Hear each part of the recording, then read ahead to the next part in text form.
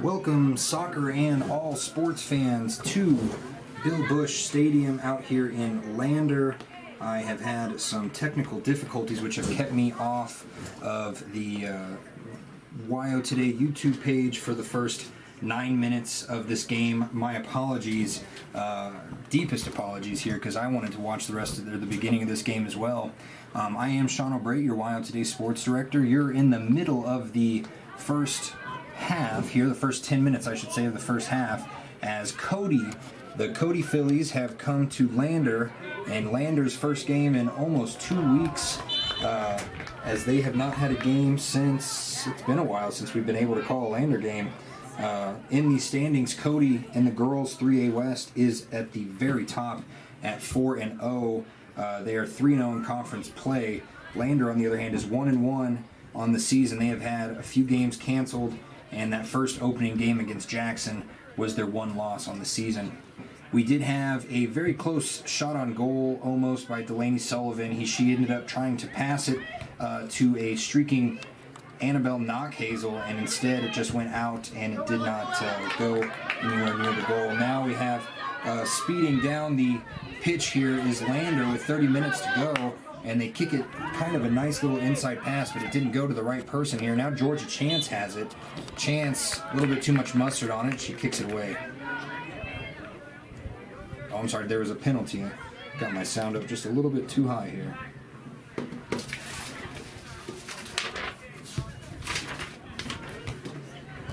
The ball goes into the middle third here. Got to find the right dials. Cody steals the ball away in the middle third. They're able to get it all the way down, and there's one player streaking all the way down. She's going to have a shot on the goal here, and it goes past, and it's in Aislinn Donahue's face, and it goes to the left of her. And boy, maybe I'm bad luck here, giving the camera on, and of course a goal for Cody to start.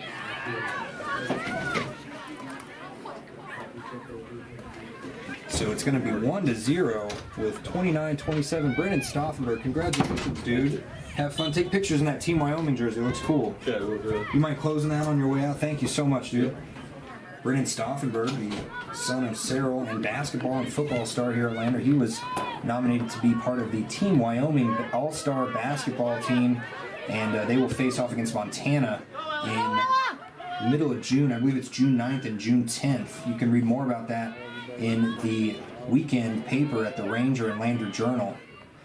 And speaking of Lander Journal, we'll get to those keys to the game a little bit later when we have some free time, as we're trying to catch up here. First 11 minutes gone. It is 1-0 Cody. The goal, I did not see the number to go in, and I will grab that here shortly. You ready, girls? Cody just doing all that they can down here in the attacking third. They're able to kind of get it back out, and now it's stolen by Delaney Sullivan. And it's given back out to number 17, Ella Stanberry. And Stanberry, a little loose on the kick there, didn't get all the way across the field. Now Cody moving it into the attacking third. They're out of the middle, and they're facing two double team, and she gets it passed all the way down. There's going to be another shot, and it's going to go into the back of the net. And quickly, just like that, it is 2-0. Lander a little rusty after a couple weeks off. And that was number 24, as I try and get a Cody roster here. And boy, the Cody Fillies are off to a tear right now, and they're just going to kick it all the way back. Lander is. They're going to try and set something up so that they can maybe triangle pass it all the way down the field. But they run into a problem here early. They barely get it to Delaney. Delaney now on the other side gets it stolen away, and now it's kicked all the way back. It's going to go into Aislinn Donahue's hand again.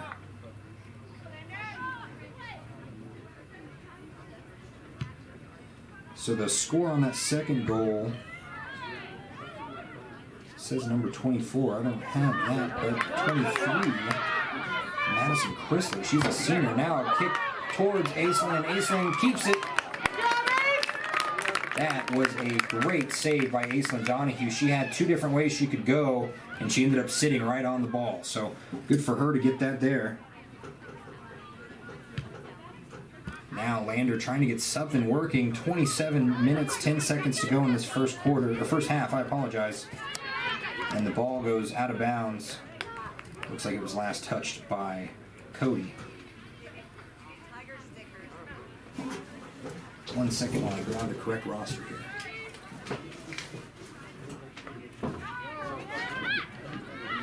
The Cody roster I have has no 24.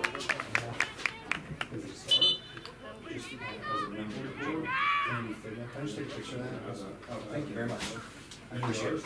I have yours from last week, or from the last game, unless anything's changed. Did they put my number this time? I'll do that on my own one day. Finally, yeah, I ran in here late. I was stuck at that Shoshone track. This will be better. I appreciate you. I was going to grab one of these if you had one. Thank you, thank you, thank you.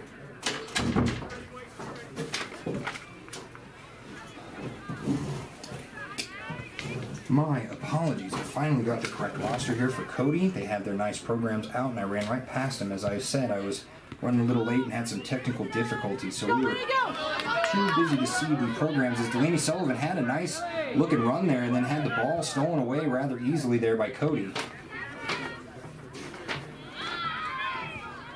And that girl that scored that second goal was Kennedy Fiddler. And Kennedy down there now, she passes the ball off to number 21, Mia McCartney. It's up to Annabelle Knockhazel to get some sort of defense pushed in around there. Little triangle passes work for Cody, but it gets right into the feet of Lander, and she kicks it way out. Now it's going to be in the middle third finally, but it goes into the feet of Cody. Cody gets it right back into the attacking third, and a little bit long pass there by them. It leads into Lander.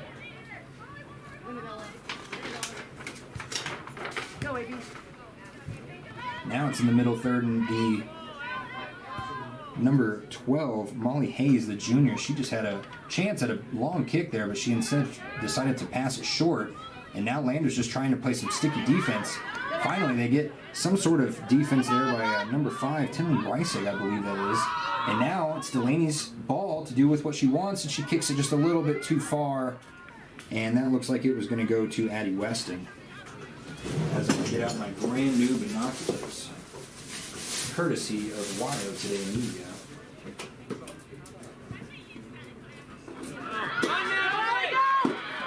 Now the ball all the way down here in the attacking third. Cody got it down here in a hurry, and it's going to be Fiddler again, and she tries to pass it back to someone. No one's there, but now there is, and it goes wide left of the goal. Lucky break there for Lander. They were caught with their pants down, and they did not have anyone protecting that back third like they typically do. Oh my.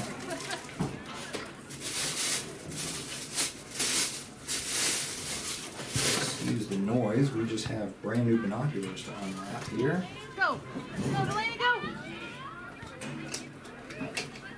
And Lander trying to get something going in the middle third. A much shorter Delaney Sullivan's going up against a much taller 22 Reese Neiman. Lander back and forth now. Now Georgia Chance has it. Georgia Chance trying to move around the defense. She passes it off, gets it to Knockhazel. Knockhazel in the middle is going to go back around, passes it all the way back out there. To number 9, that's Anna Nielsen, the senior, and then they finally get in the attacking third here, and she is just hounded, double-teamed over there in the corner, and a bunch of white jerseys are going to come away with the ball, but not if Annabelle Knockhazel has anything to do with it. Now, Cody finally gets it out, and that was 34. It's looking like Allie Boyson, not Kennedy Fiddler, that might have scored that goal. 34 and 24 look very similar up here without the binoculars, and now it's going to be Boyson again. Boyson gets around the edge. She tries to kick it into the middle, and a pass broken up there nicely by number 10. That's Gilly Wheeler. Yeah, Gilly Wheeler. 2-0, 22:40 to go in this first half. We're going to have a corner throw-in, not a corner kick, and it's going to be kicked right out of the back, and that's going to be a corner kick now. Looks like that was number 12, Mason Morton. I had a chance to talk to L'Oreal Morton, her mother, one of the 2 women being honored at the Pink Night here on May 4th. I fully recommend everybody get out here and do what they can to try and help 2 families, 2 local Lander families that are going through breast cancer or have gone through breast cancer. And there's just a lot that you can do here with the Pink Night. The Riverton Pink Night raised almost $11,000 last year. I'm sure Lander thinks they can top that. And if not, it's still all going to a great cause. You can read more about that as well in this weekend's edition of the Ranger and Lander Journal. L'Oreal Morton, knows what breast cancer can mean for people in younger stages of their life. She was only diagnosed when I believe she said she was 39 or maybe 36. But either way, it happens to roughly 30%, as I learned, of women at some point in their life. So we need to go out there and check. You can get checkups at your doctor, and this whole Pink Night on May 4th is going to be celebrating what it means to get through breast cancer as the 2 women have. Good job, Mace. Let's go. Now the ball, after almost being shot there, they were able to steal it. Now Knockhazel runs into the middle third with it. She tries to get a pass off to Elle Stanbury. Stanbury gets it stolen away. Now she kicks it all the way back into the middle third. It's back to Boyson. Boyson almost tripped up there and ends up in Georgia Chance's lap, and she's going to try and get around the defense. Can't.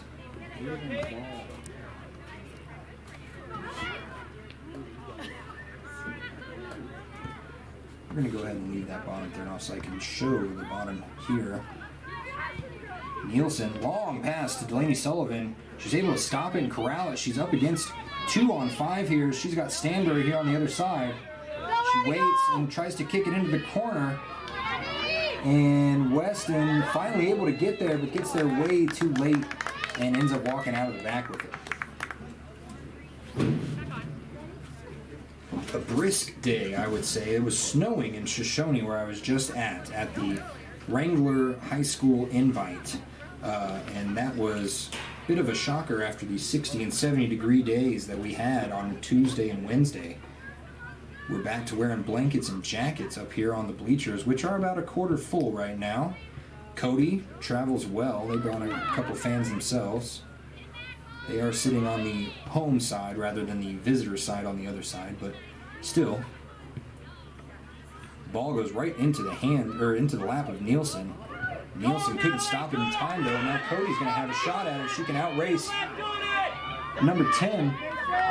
And she can't, and it's going to go out of bounds. And forgive me, that wasn't number 10, that was Mason Morton, number 12.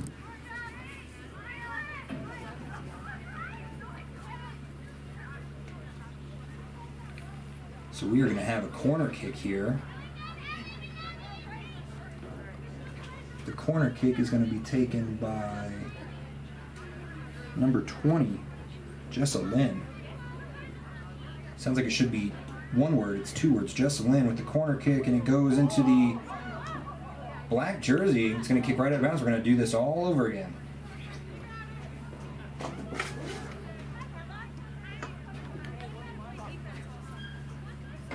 Let's wash, rinse, and repeat, as Kevin Shields would say. And if you are listening to this stream looking for the Riverton one, we do apologize. Oh, the corner kick. Whew, lucky. That was a lucky streak there, as the ball was kicked just a little bit too high. Couldn't tell who got a leg on it first. Obviously, Cody got the last one there. Morton with the kick all the way down to a waiting Delaney Sullivan, just a little bit too short there. Sullivan, while very talented, might be the shortest player on the field. But that does help her speediness, which is a big factor in moments like these, where Addie Weston gets the ball. She's able to get it back on the far sideline, or touchline, I should say. And Wesson trying to get it past the defense again. She can't. She has to kick it back out, and now Cody's got an opportunity. Go, Allie! And Cody running down there is Boyson beating out a Lander player. Now she stops. She's going to try and put on a shot left-footed, and it gets right into the hands of Asen Donahue. Nice save by Asen. And boy, she outran number 10, which I have 2 here, but that looked like Gilly Wheeler, the sophomore. Ball goes inside. Down there is number 8, Lily Moore. Moore gets it stolen away, and now Knockhazel has to run back, try and play some defense in the defensive third. Cody kicks it up, almost kicks it into the hands of Lander, and now the ball going to go out. No, Cody saves it. No, they're going to call it out.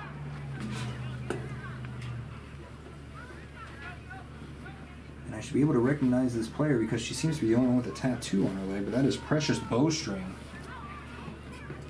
She was able to get the ball, and now she's running behind it. She's trying to play some sort of defense, get something going. Cody ends up getting it back, and they accidentally kick it out of bounds. Little lucky streak here with 16:20 to go.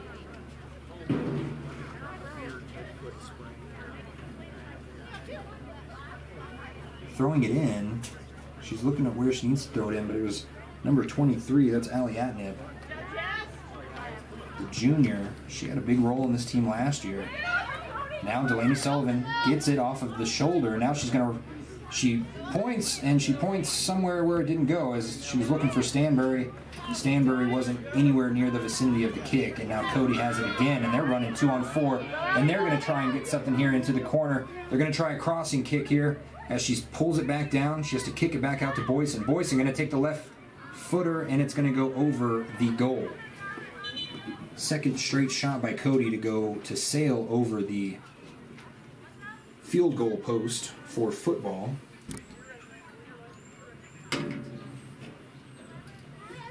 Come on, Mace. Mason Morton, long kick down here to Lily Moore. It went over the head of Moore, but it's still going in Lander's way. Now it's picked up by number 23, Georgia. Madison Chrysler. Oh, and a long pass. What a shot by Cody. I don't think anyone saw her there. And now Mason Morton has to run it down, and she's going to kick it out. Nice kick there by Mason. Lander has to beware of this Cody team. If they get just one person off and running, and they have no one in front of them, they've got scores all across this team. As if I'm not mistaken, they have 12 points in the 3A West heading into this game. That might not count their game yesterday if they had one. I believe they did. But now they have 14 with the 2 here. And that could be, I'm going to look at the stats here in a second as the ball goes out of the back of the end zone there. Well, if I kick it, you kick it. Now Yes, Cody has 12 points, and that is the most in all of 3A by quite a bit. Lander coming into this game with 3, all of them in their conference game as they lost to Jackson without putting up any points. The corner kick came all the way and it oversailed every single one, and it's going to go out of bounds on the other side of the pitch. I did not. Just for that day. 13:45 to go in the first half. I just got a score update from Riverton. They're playing as well right now. Cami Paskett, good to hear that she is back. She hit her head really hard in the game on Tuesday, scored, and it's 1-1 against Star Valley with 18 minutes to go. It was 1-0 in favor of the Lady Braves. Now it is 1-1.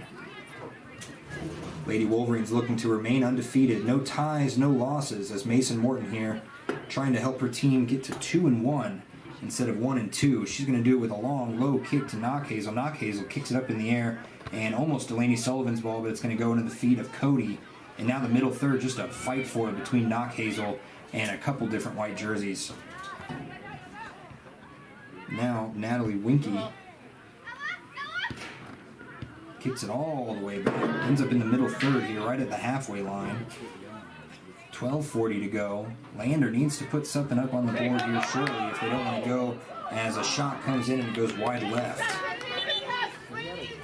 Wide left by number 13, Kennedy Neiman. And as I was saying, if they don't want to go into halftime down 2-0 with all the momentum still riding on Cody's side, they need to do something offensively here.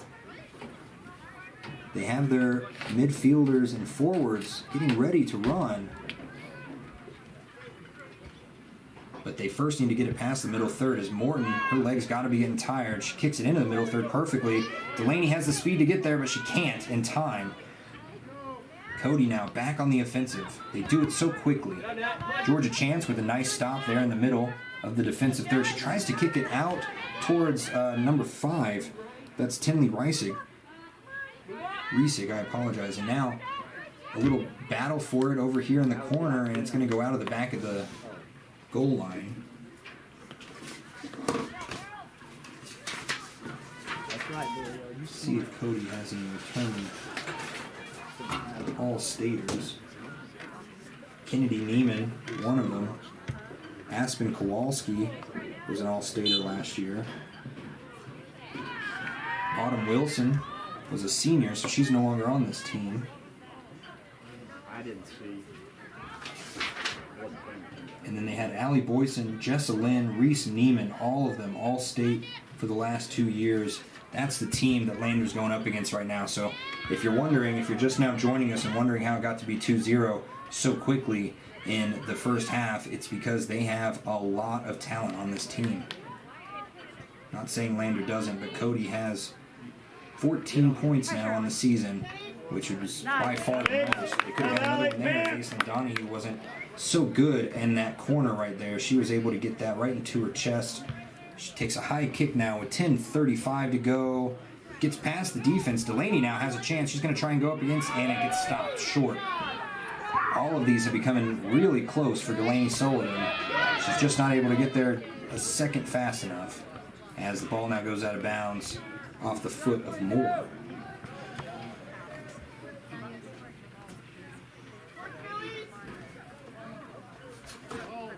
Georgia Chance, the freshman, has a very tough task today.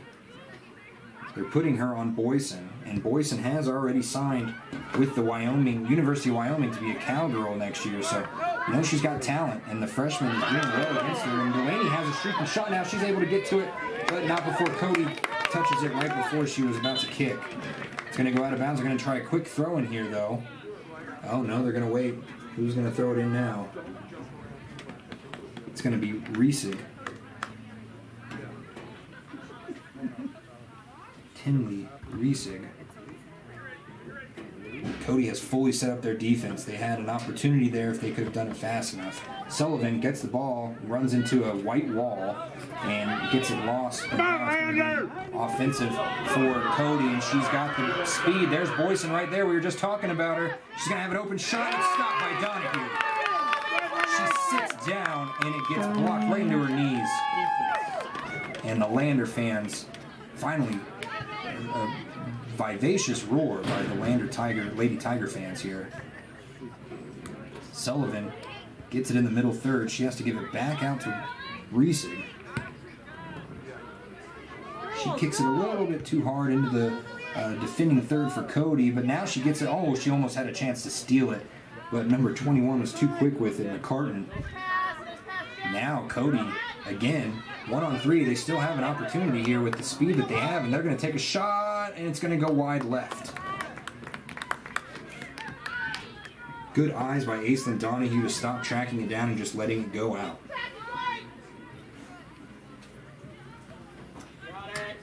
And it looks like it was last touched by Lander. Maybe that's why it departed so far to the left. That means we're going to get another corner kick in here by Jessa Lynn, the all-stater. The corner kick, the cross is high, it goes into the lap of Lander. She kicks it back out. Sullivan, Weston had a chance to get to it, but Cody just bomb rushed her. And they are stuck in their defending third right now. Every single player is in there. Now Lander finally has the ball, and they're trying to move. They're trying to move quickly. Delaney goes left, kicks it into the legs of Cody. Now she's going to go right with it. And Cody just got to it right before Lily Moore couldn't turn on the Jets anymore than she had already done so, and now it's going to go right into the safety net of Aislinn Donahue.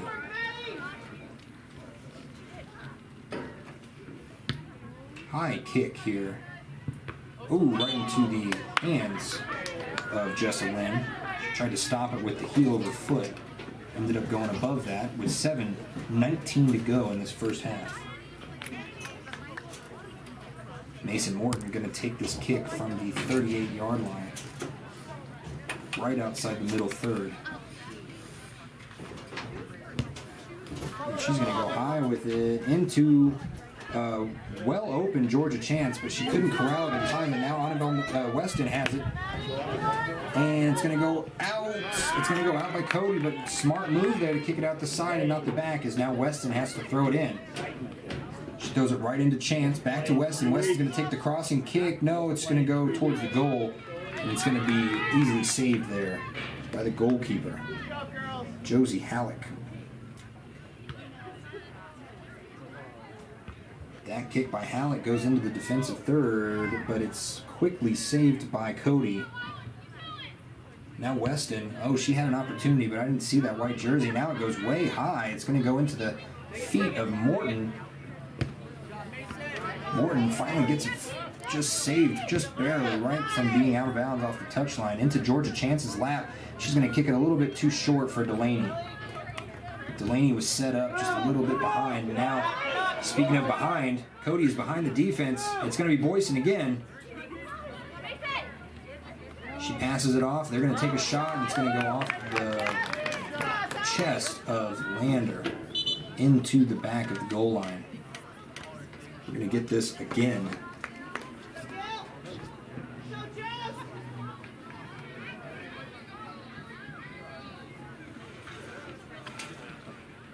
Corner kick incoming. It's going to go high. It's going to be a couple of heads missed it, and now Cody still has it. Finally, trying to get in there is Nielsen, and a Cody player almost falls on it. And now Weston has it, tries to get it off to Delaney. Delaney has it. She gets it back to Weston in the middle third. They're trying to lead each other. They're doing a good job, and it's going to go out of bounds.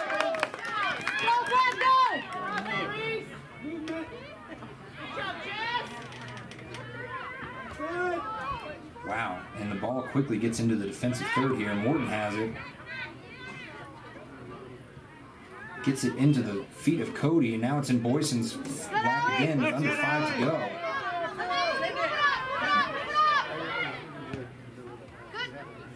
Lily Moore tried to pass it a little bit too hard for Delaney Sullivan.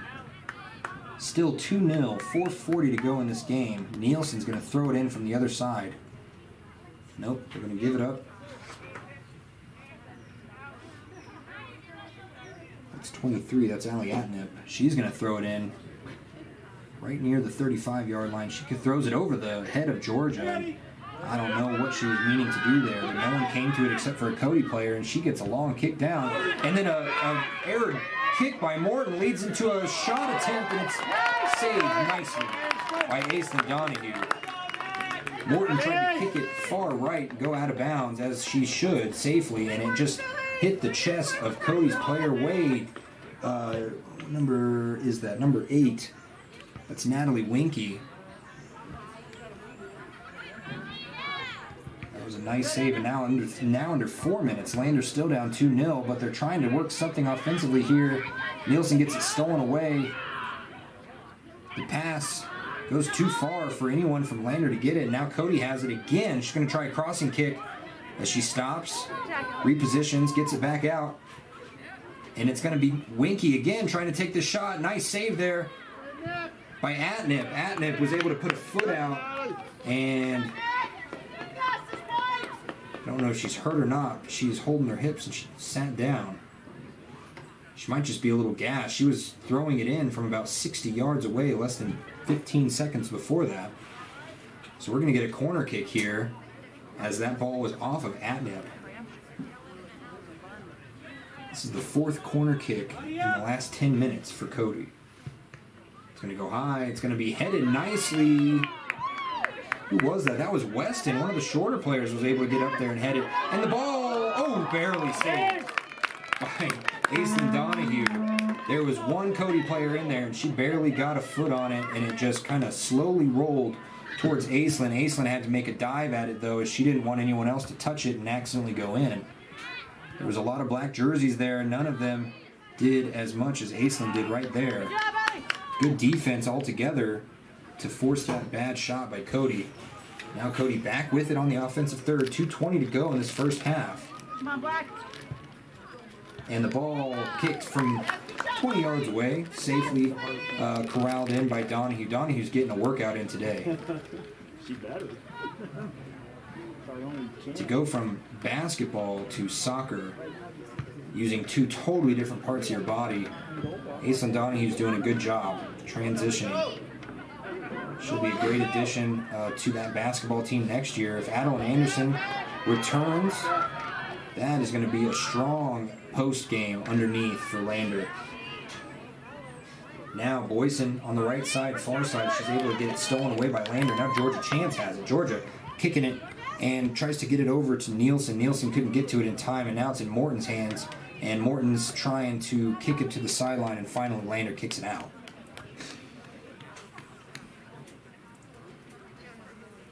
Speaking of basketball too, Brianna Lincoln, another great piece that's going to be able to grow in that system. And this long kick goes right into the lap of Aislinn Donahue. 1:12 to go. Donahue's kick just high, not very far. It's going to get barely into the middle third, and then it's going to be kicked backwards, and now it's going to go out of bounds. And that was a big mess up on Lander. Now, number 8, Hinkie, is able to throw it in from very close, and they're finally able to get it out. Lander is, they're able to get it back out, but it's saved, and it goes over the head of Weston. And man, Lander girls in the middle seem to be waiting for the ball to get to them. Meanwhile, Cody's sprinting at them, and they are not able to get there in time. Once they realize that someone's going 20 miles past them, they aren't able to get to the ball, and so Cody's just catching them off guard every couple seconds here. Speaking of 20 seconds to go, and the ball's going to go in the back of the net. On a high ball. I didn't see who hit that. And that was number 20, Jessa Lynn. And just like that, it is 3-0 right before, with 17 seconds before the halftime horn sounded. If they could have just played a little bit more stout defense there at the end, it might still be 2-0. So Lander, Cody's still attacking. They're not going to just let you take this and sit down with it for the last 10 seconds here. Weston tries to get it in somewhere, and it's just going to be knocked back. 3, 2, 1, and the long kick by Georgia just going to go harmlessly to the left. So at the end of the first half, I know it was a short first half due to technical difficulties, I apologize. At the end of the first half, it is 3-0. Cody, we'll be back with our CWC halftime show right after this. Located in Arapahoe, Ethity, and Riverton. We provide family medical services along with dental, optometry, behavioral health, physical and occupational therapy, and more. Our in-house lab and pharmacy at all locations make for a one-stop primary healthcare center for your healthcare needs. Wind River Family and Community Healthcare is striving for a stronger, healthier community because Wind River cares. More information can be found at windrivercares.com. High Plains Power is a Touchstone Energy cooperative. What does that mean for you as a Rural Electric Association member? It all comes down to 7 principles: open membership, one voice, one vote, member benefits, independence, education, cooperation, and community. To understand how it all works, we're headed back in time. In 1879, electricity was in major cities, but rural areas were out of luck. In 1935, President FDR made it possible for companies to build power lines to unserved areas. By the time we hit 1941, some 400 electric co-ops had been organized to serve rural America, just like High Plains Power. For more information, visit highplainspower.org. If you're tired of paying ridiculously high gas prices, there is a solution that can save you a bunch of money. In fact, it won't cost you a cent. How do you do that? Take the Blue Bus. WRTA bus lines will get you around the county for free. That's right, free, no charge. It doesn't get cheaper than free. Go to WRTAbuslines.com and download the schedule, or look for a schedule in the Ranger, Lander Journal, or Wind River News. WRTA Bus Lines, proud to serve Fremont County.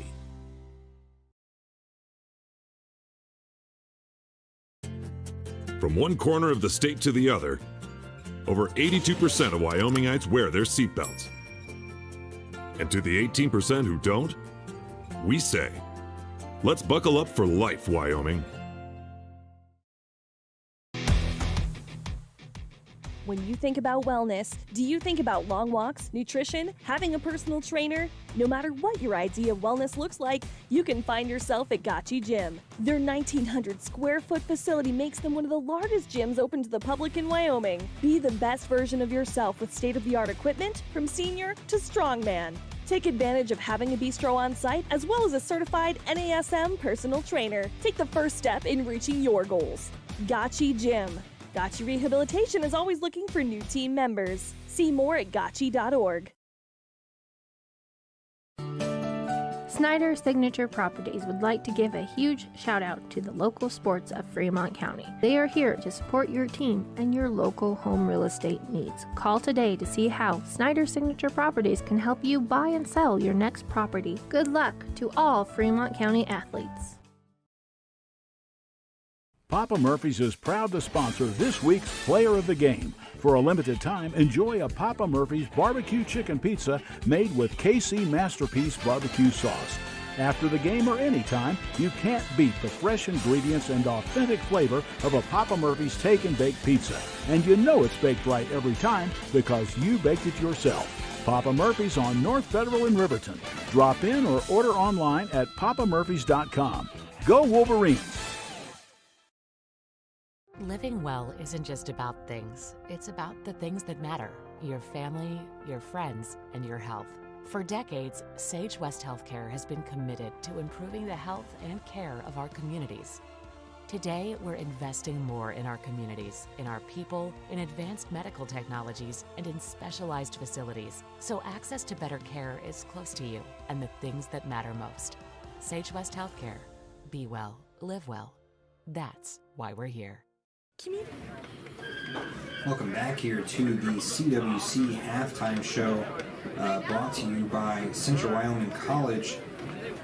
If you want more information on their 4-year bachelor degree programs, as well as how you can earn those degrees from the comfort of your own home, be sure to visit cwc.edu. Central Wyoming College, make your way out here. And if you do make your way out here to Bill Bush Stadium in Lander Valley, bring a coat, bring a jacket, bring a blanket of some kind. It is kind of brisk and cold. There are quite a few jackets here all in front of me. I'm luckily in a press box where it's a little bit warmer. But it is not warm on the field for Lander, as it is 3-0 because of 2 strong goals late, one by Boyson and the other one by Jessa Lynn, excuse me. And I missed who scored the first goal. I'll find that out earlier. It was a lot of white jerseys jumping around at the end. And it's almost like playing that Russian doll game where you don't know which one is which when you pull it open. So it is going to be 3-0. Lander's going to have to face an uphill battle as soon as they get back on the pitch. Cody is just not allowing them to breathe in the middle third. And if they even get it down to the attacking third, those white jerseys just swarm on them like white blood cells. It's not easy for Lander to get anything offensively going. I haven't seen more than one shot towards the goal, and that was as soon as I got here with about 33 minutes to go. Again, I apologize for technical difficulties at the beginning of this stream. Came in with about 32 minutes to go, and now we have 4 minutes, 10 seconds to go of this Central Wyoming College halftime show. If Lander wants to do something, they're going to have to pay attention to our keys to the game, as they are going to definitely need to get something going offensively. I know that sounds easy to say, harder to do, But early, if we had done these keys to the game before the game, I would have said try and get it to Delaney Sullivan early and see what she can do.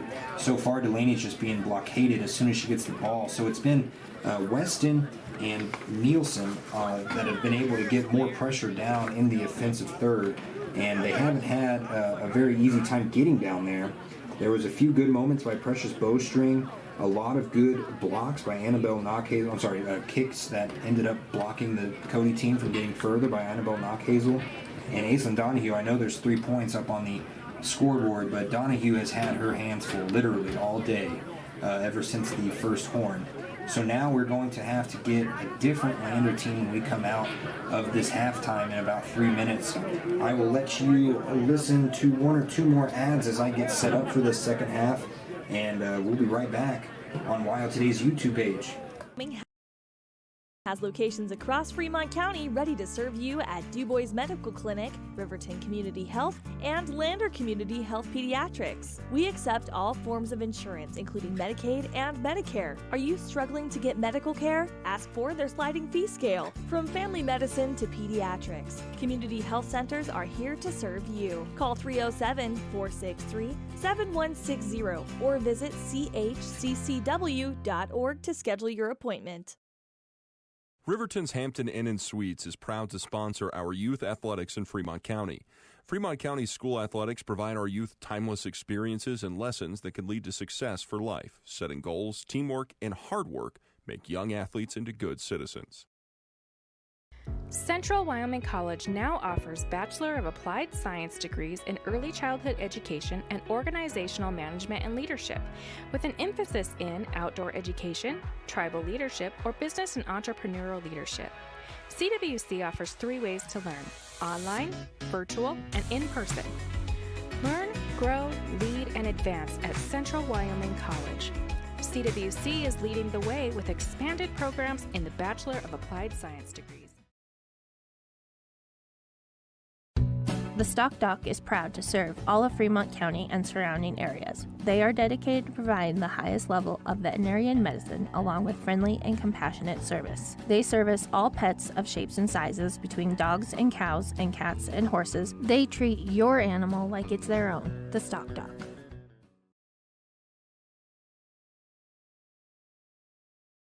Hometown Freedom Healthcare, making healthcare great. Providing coverage in family medicine, women's health, pediatrics, and mental health. Meet providers Tara Blumenshine and Adina Vasco and Jessica Rodriguez.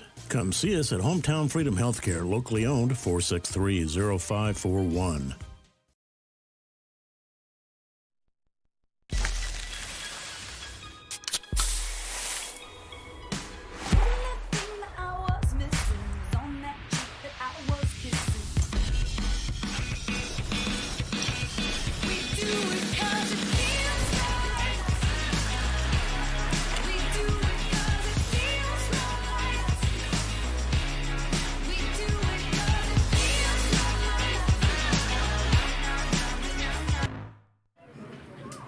Thank you very much to Pepsi and Admiral Beverages for sponsoring our Gatorade Player of the Game. At the end of every game, we hand out a Gatorade. I've got 2 in my backpack right now, and we will be able to see who is deserving of that Gatorade Player of the Game after 1 more half. So I want to thank CWC for our halftime show.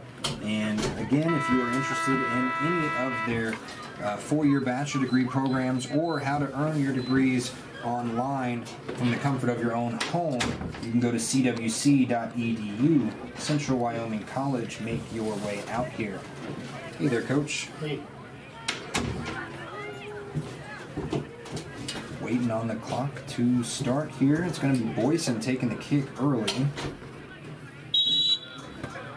So up 3-0. Cody, little trickery there. She jumped over it instead. Now Lander trying to figure out, and now Cody finally gets it into the player's feet that has done a lot of damage today. That's Boyson.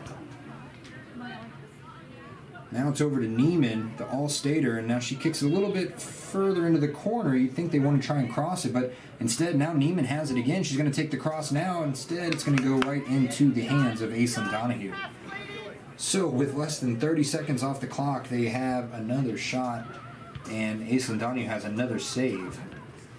the kick high and past a couple different players, but it gets headed off by Georgia Chance. Now she has it back in her lap here. She has to give it off to number 11, Bowstring. Bowstring gets it stolen away in the middle third, and Cody's back at it again.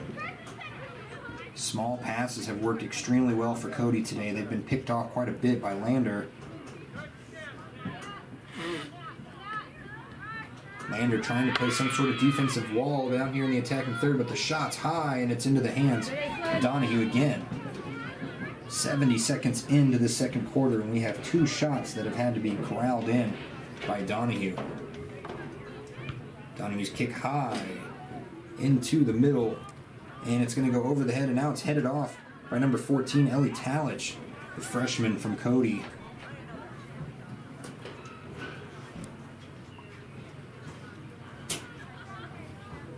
Throwing it in is Reese. She kicks it in to Morton. Morton gets her shot just blocked, and now it's going to be Boyson again. Boyson has a chance, but not before Donahue slides in front. Nice save there by Donahue to keep another shot on goal from happening.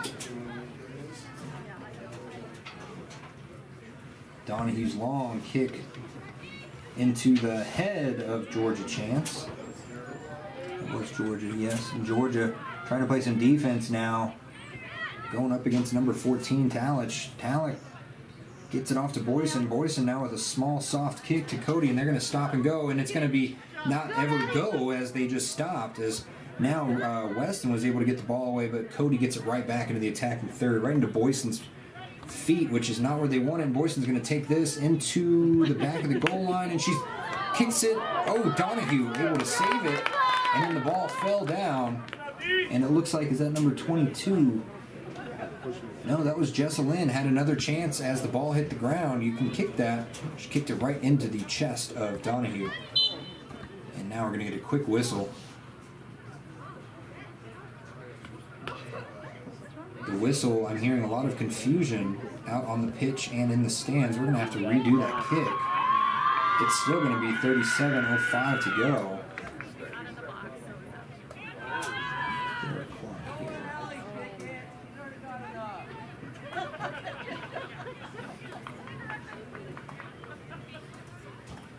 Did add a clock.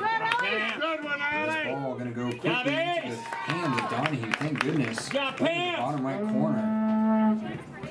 Could not tell what the foul was. We'll still have to get a number here.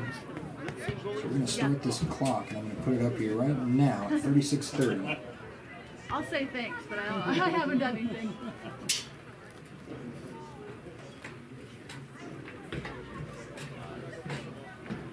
It's almost on the correct time. It's about 1 second ahead, so we're going to keep it just like that. Sorry about all that. We're just trying to figure out some new contraptions here with the technology. The ball goes all the way into the attacking third for Lander. They're going to not try and get it back in the middle. She's going to work with it is Delaney. Delaney's going to take this shot from far away, and it's going to go too far right. Delaney rushed down there to try and keep that ball from going any further back into the middle third, as Cody had an opportunity there.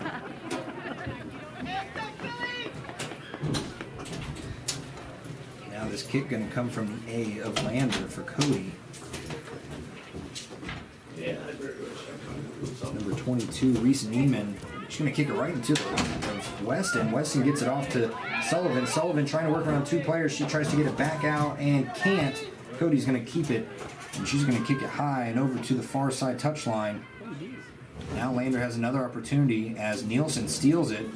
Nielsen's long kick is just going to go right into the hands of the goalie.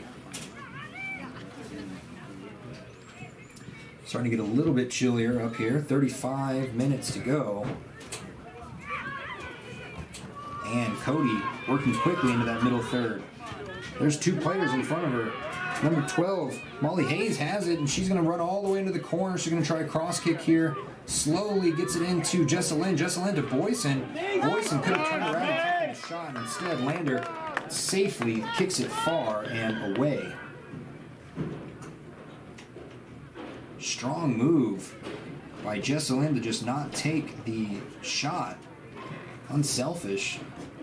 Good thing Lander was there and waiting, and now a long kick going to go into the hands of Donahue safely, thank goodness.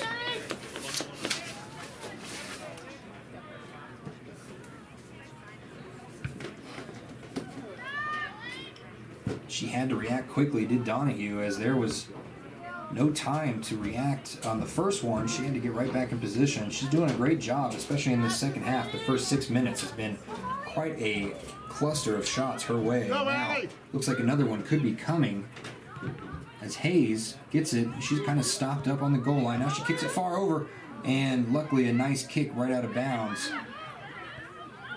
I believe that was Morton. It never actually went out of bounds. Cody tries to save it, and now it's going to be Weston. She's going to lose it over to the touchline near me. And so it's going to be number 11, Precious Bowstring, throwing it in. Now she's going to give it over to Atnip. 33-22 to go. She walks further and further forward before throwing it. Now she throws it into the chest of Atnip. I'm sorry, of Weston. Ball all the way out to Stanbury. Stanbury a little bit too hard off her knee, and now Lander's going to try and not kick it out of bounds, and they end up doing so anyway. Not the best opening 7 minutes for Lander, but also not the worst. As it's still in the middle third for Lander, or for Cody, I apologize. Nielsen, nice stop there. Puts her foot out and has to make Cody redirect everything they're going to do, but they end up getting it into the attacking third anyway with Boyson. Boyson gets a pass to Lynn. Now a little triangle pass goes awry, and Lander's going to try and stop it up. They try, and it gets kicked back out. Stanbury had an opportunity to stop it there. Instead, it looks like that is Chance on the other side touchline, the far side, and she's getting around two different players. She tries, and it's going to go out of bounds. She stepped out before she kicked it. Georgia Chance has been running her tail off. Hasn't produced any points, but it has put the idea of it into their Cody's head as the ball goes. A nice pass over here to Molly Hayes. Hayes, that's an easy stop there for Aislinn Donahue, though. She's been on alert this entire second half. The offensive side of Lander needs to be as on alert, as they are still down 3-0, 31-40 to go. Back and forth, Lander goes, or Cody goes, getting it past Lander now into the attacking third. What are they going to do here? Morton is going to try and kick it in the corner and get it back around, and she does, and it goes out of bounds. Morton, Georgia Chance, and Aislinn Donahue have been just sprinting to and from their assignments with ease, and they have to be tired. Delaney Sullivan and Weston at the halfway line trying to wait for something to open up for them. This throw-in coming from the 20-yard line. She throws it short to Chance, goes right out of bounds. That was not ideal. Cody quickly throws it in. Now Lander has to quickly get back on defense, and it's going to be Morton. Morton that kicks it far. Stanbury with a high kick, trying to maybe kick it back to herself, but she ended up running, and now a good pass goes a little bit too far for Delaney Sullivan, and it's going to go off of Delaney Sullivan as Cody tried to kick it forward. Smart move. Now they throw it in to Kennedy Neiman. Neiman back, and they're going to kick it high and right into the lap of Nielsen. Nielsen's knee gets it just a couple yards in front of her. That's where Jessalyn takes it. And Cody is definitely looking like the #1 team in all of 3A right now. 10 minutes into this half, they've had quite a few shots on goal. Here's going to be another one right here. A little high and to the right for Neiman.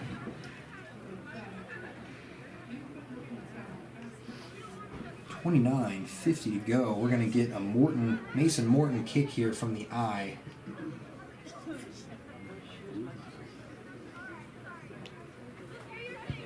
She lets it loose, and it flies right towards the halfway line where Stanbury was waiting.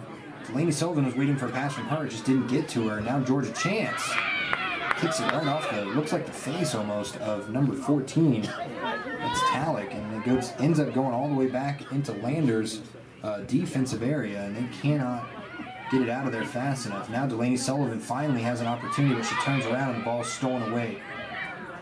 Stolen by a much taller Madison Chrysler. Now Cody working with it in the offensive third. The pass goes past the Boyson player, and now she gets it off, and it's Jessalyn over to the right, tries to cross kick it back and forth. Ooh, almost an own goal there. Very close. Lander was trying to get it anywhere but the back of the goal line, and in doing so kicked it into another Lander player here. That ain't right. So we're going to get a corner kick. Another one that's going to go high and over the head of two Lander players, and then finally it gets taken away. Nicely done there by Lander. Just going to kick it out, and that's much better than having it in the goal box. Cody and Lander sending in some subs here. Coming out for Lander is Stanbury. Coming in is number 8, Lily Moore. Cody throws it in at the 30, right into the lap of Molly Hayes. Hayes kicks it back out. Now they're trying a little pass inside. Lots of black jerseys. Nobody can get to it, though. And now Caitlin Ennis has a shot. She has an opportunity. She's trying to stop and go. She stops, gets it off to Boyson. Boyson turns around with the left footer. It's going to go wide left.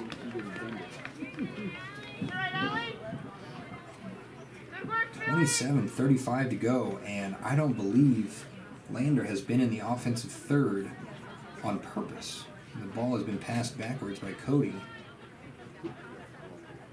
Mason Morton's kick from the eye again goes deep and over the head of Sullivan, and now Sullivan has to race to it.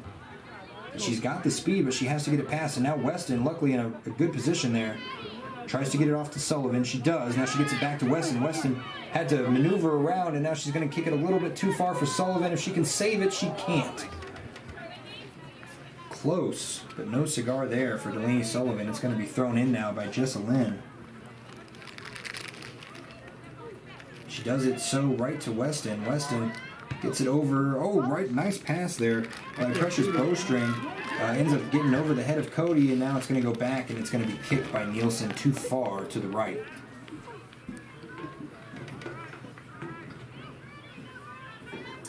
Lander, I don't know if they have seen the fog around Lander, but it looks like a Silent Hill adaptation outside of this nice area here with the football and soccer field. As soon as you drive out of here, it's fog as far as the eye can see. The kick goes into Delaney Sullivan's lap. She has to get it out. She can't. Now Georgia Chance tracking it down. Ends up getting into the middle third. Mason Morton backing up, and now gets past her. And the only person between Boyson and the goal is now Asen Donahue. Ball goes too high and off of the top bar.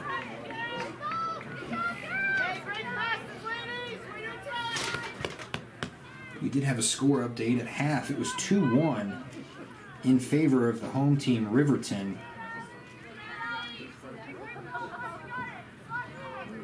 I'm told Riverton girls kind of woke up after Star Valley scored first. They've been on offense a lot. Again, we'll get back to Riverton's soccer games being a regularly programmed event on our WyoToday YouTube page. We did have a family emergency in our broadcaster's family, and I believe they are out in Casper. We're wishing them the best. I'd love to call Riverton as well as Lander, but I can't be in two places at once as Cody kicks it all the way out towards the back of the goal. And that will be off of Cody, so we're going to get another goal kick here. At 25 minutes to go in the game, Lander has to put up 3 goals on this very tight Cody defense. They have not let very much even get into the attacking third, let alone the back of the net. They're going to have to do so quickly, with haste, as they would like to say. Cody just a little bit more brawly and just physical in the middle third, and that's what's really been pushing Lander around as they finally get in the attacking third. Here's Delaney Sullivan. She's got to kick it back over to Anna Nielsen. Nielsen gets it right back, and it's going to be a shot on goal by Weston. And it's just to the left. Looks like it was saved, maybe just pushed out by the Cody goalkeeper, so it's going to be a corner kick here. Addie Weston. Nicely done, and it's going to be Delaney Sullivan with the corner kick here. It's low and to the left and right into the net. That is not, absolutely not what Delaney Sullivan wanted. That was their best opportunity so far in this second half as we approach the halfway mark here shortly. The kick goes into the lap of number 13, Kennedy Neiman. She gets it back out, and now Cody with ease is in the middle third again. Nielsen trying to stop number 12, Molly Hayes, and she can't. Gets it all the way down. Now there's 3 Lander players in between. Is it going to be a cross, or it's going to be a pass, and it's going to be a shot? Instead, it's going to be Donahue knocking it down again. Donahue having a pretty great day outside of those 3 goals. She's done a lot. It could very easily be 10, 15 nothing right now if it weren't for Aislinn Donahue being in the right place at the right time and putting her hands out well as it's back into the attacking third for Cody. It's going to be Enos is going to take a look at it, and it's going to be knocked away by Allie Atnip instead.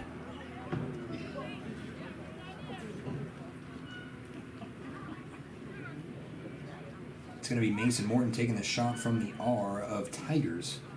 22:35 to go. They need to work quickly if they want to even try and come back at this ball. Deep. Goes into the knee of Talik, and Talik gets it back into the attacking third easily for Cody. Lander was all set up for offense. Now they have to push it back to defense. Boyson, man, she is just a physical creature. She's able to get around everybody and push them to the side. Now she has another opportunity at a shot right here. Takes it left-footed and goes right into the resting hands of Donahue. 22 to go. The kick high and off the head of Cody, deep into their own defensive third now. It's going to be Georgia Chance sprinting to get somewhere. She's got leverage, she's got position, and it goes out of bounds off of Cody. So now they have an opportunity to throw it into a good situation. Georgia Chance going to throw it in from the 10-yard line. She does so right into the brawling hands of a couple different players in Delaney Sullivan, and now the shot goes awry and it's kicked out by Cody.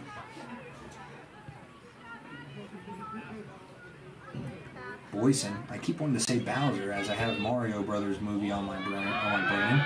But Boyson gets a nice pass out, and Lander trying to play some defense 4-on-1. They finally get it off, and it's over here to the corner. The Fillies are able to kick it out. And now they have numbers if they can move. Boy, number 8 just got pushed over. Lily Moore got pushed over by Cody, and that's how this whole game has felt. It's felt like Cody has just pushed over their little sister. And a Maya No-Seat goal in Riverton's game makes it 3-1 Riverton against Star Valley. They look like they will start 7-0 in 4A play. Good job to Riverton, but back here in Lander, it is still 3-0.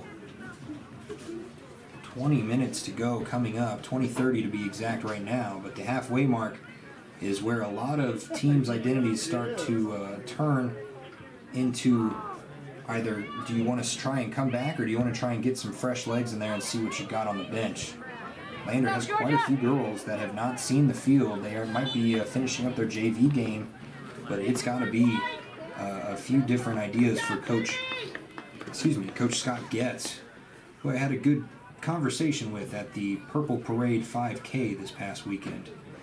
His daughter Emma Getz, the leading scorer for Lander, I believe the leading scorer last year. Delaney Sullivan might have had her number as well. But Emma Getz came in first. Scott came in second. So, very athletic family there. Emma coming back from her time in Casper. it's not spring break, but they didn't have college soccer that week, so she was able to go and participate in the 5K. I bet the team wishes that Emma was still on this team right now. She might provide the spark that they need to come back. Right now, Lander working with very little as they are outsized by Cody. Multiple black jerseys trying to get the ball to somewhere forward, but instead they're going back, and now they finally kick it forward. And a nice stop and go there by number 8. Billy Wheeler. Ball quickly goes down into Nielsen's hands. Nielsen unable to keep it though. Now Cody has it. And they have numbers if they're able to push it the right way. They don't call offsides. Boyson has it. Has it stolen away, might I add. Nice kick there by Morton. The ball ends up going all the way to the other side touchline. Cody was offside that time. So with 18:28 to go, Lander going to get this shot from the 5. They're going to try and... Nope, she's just going to slowly...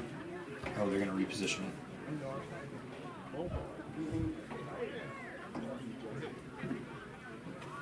Now she's going to take it. No, she's going to lie. She's going to fake it. She's going to go deep now.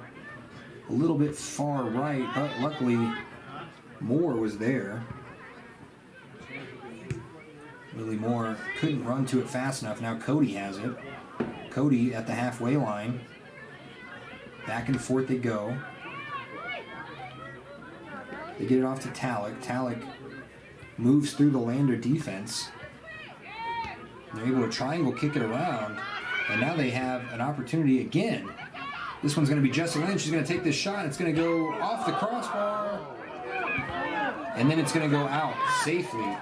And boy, Lander, another lucky streak there as it hit the right side of the goal and bounced far left. It threw Aislinn Donahue off her axis, and there was just for a split second an open goal, and Cody just was unable to put it in the back of the net. They kicked it far left. And it may not have been her because now they have a corner kick, and it's going to be past everybody, and they're going to let this one go out of bounds, I would imagine. 17 minutes to go.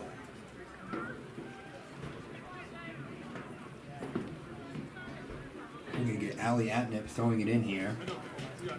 She throws it into Precious Bowstring, but she could not corral it.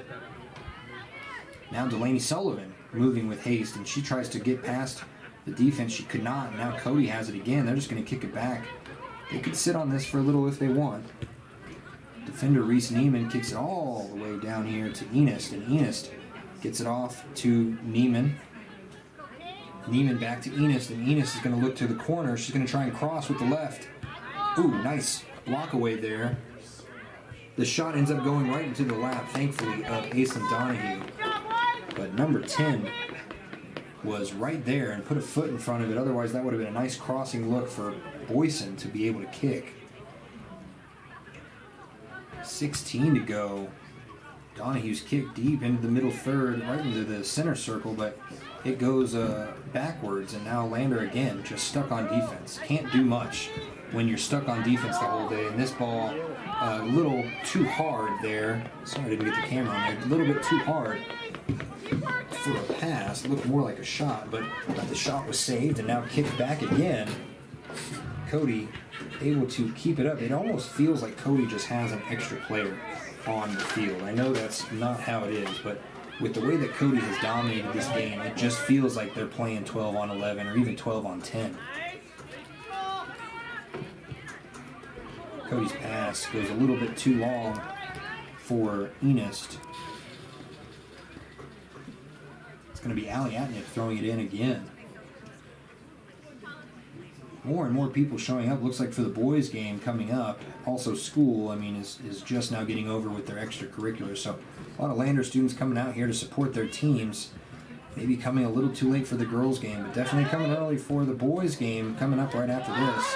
As Boyson has the lead on everybody except Mason Morton. And Morton able to get it to the touchline, and It was nicely saved there by Atnip before she fell, and now it's 3-on-2. They're going to take this shot. It looks like it's going to be Boyce, and no, she's going to pass it back over to Neiman. Neiman takes the cross, and it gets saved. Aislinn Donahue, man, she's having a game. The kick high all the way down underneath the legs of Delaney Sullivan, so she's got to catch up to it again. She does so, and she's able to get around number 14, Talik, but the ball does not get into her lap, and it goes back into Cody's hands at the center circle. Bowstring was close to cutting that off. Now it's cut off by Atnip. Atnip's pass cut off itself, and it goes out of bounds. Out of bounds off of Kennedy Neiman.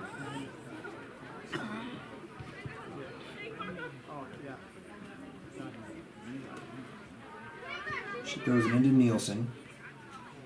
Nielsen goes all the way across the pitch to Tinley. Tinley going to run around the center circle. A nice lead there for Delaney Sullivan, but there was 2 white jerseys there, not 1. And now, as Lander takes a fall, they're going to get this foul, this penalty, I should say. And it's going to be Mason Morton from about the 45-yard line.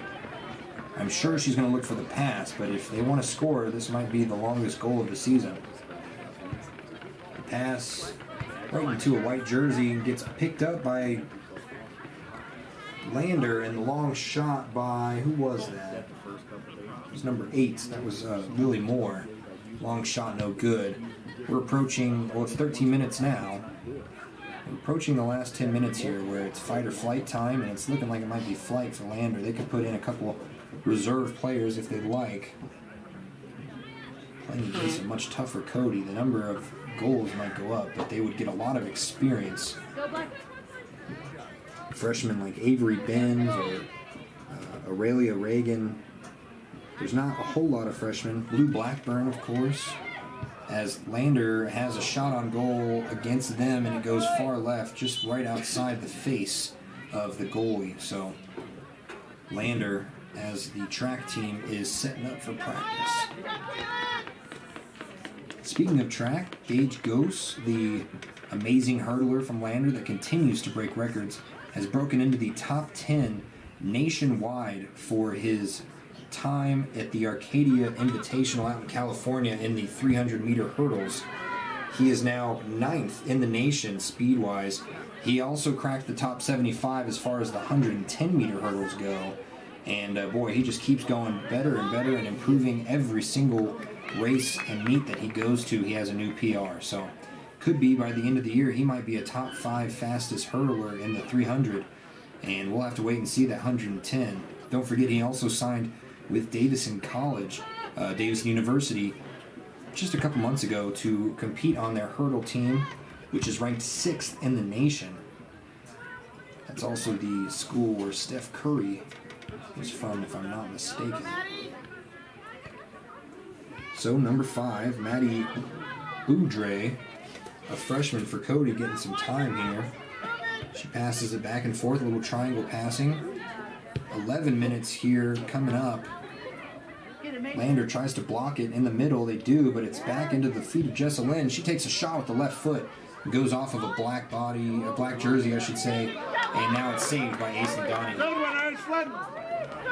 Donahue has slid, has jumped, has put her hands out, has done everything that she needs to do today. Those 3 that got behind her are probably going to eat her up all night, but she has had one heck of a game outside of those. Now Georgia Chance trying to play some strong defense, but they're keeping it away from her. Georgia also played basketball very minimally at the end of the season, but she could be a great addition as far as basketball talent as well. Ooh, and the splits. Oh, you missed it. I missed that on camera. Number 5, Maddie Boudre, went to grab the ball, and her one foot hit the grass, the other foot hit the track, and she had to complete the splits to get up. 10 minutes to go here. Checking in.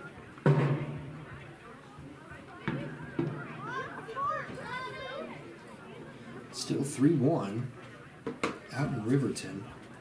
As Mason Morton going to take this kick from the eye. She's going to kick it low and right into the lap of Cody. Lily Moore was trying to get there. She couldn't. Now Boyson has an opportunity. She can take it with the left, and nice save. What a save by Aislinn Donahue. Boy, she was turning right and had to dive left in order to get to it. Aislinn Donahue is going to need an ice bath after today. And the ball goes awry. A bad pass by Cody. It's going to go out of bounds. Allie Atnip going to throw it in here with 9:10 to go.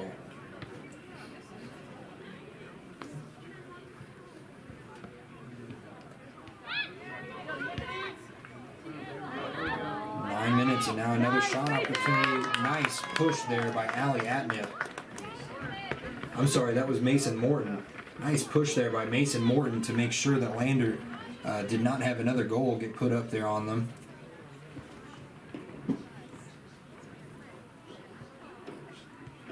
And we're waiting on this corner kick here.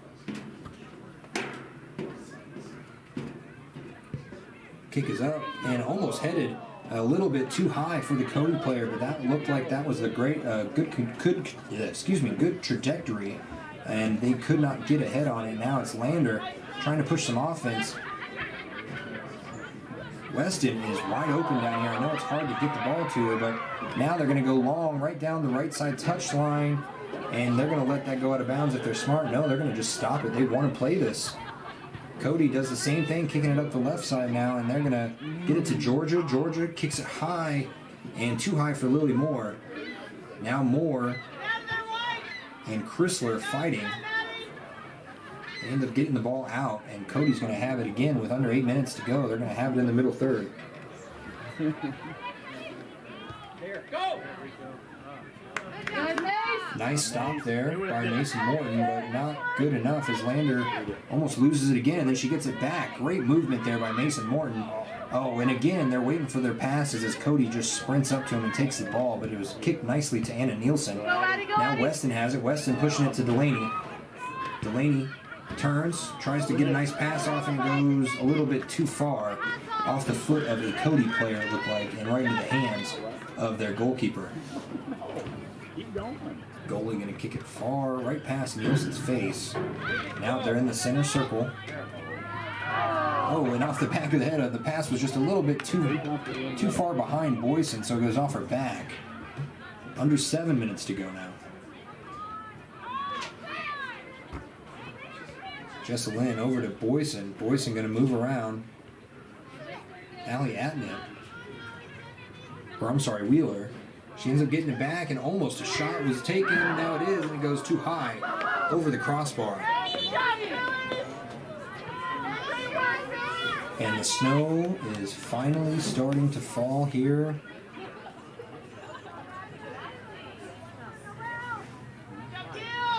We're going to get a kick from the R here with 6:20.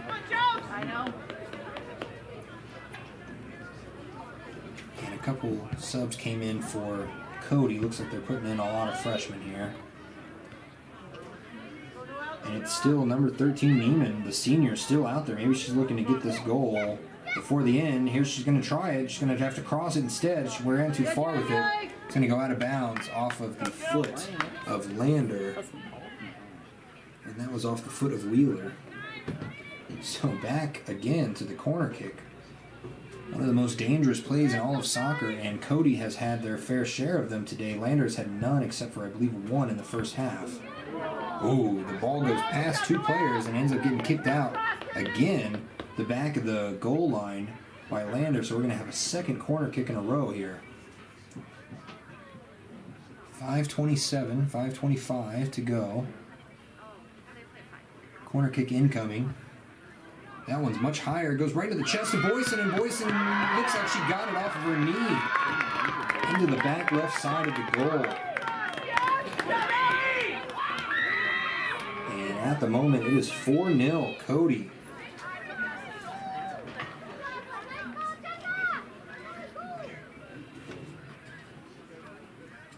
"4-0 is not how Lander saw this game going against Cody. And they didn't stop the clock. So we're going to just keep going here.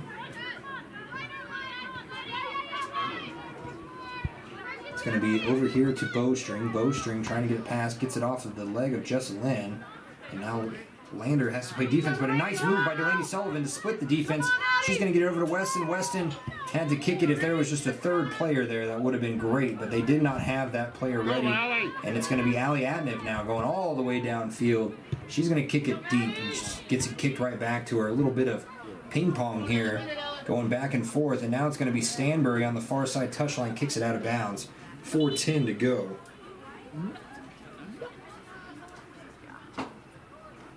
They're going to throw it in from about the 25-yard line.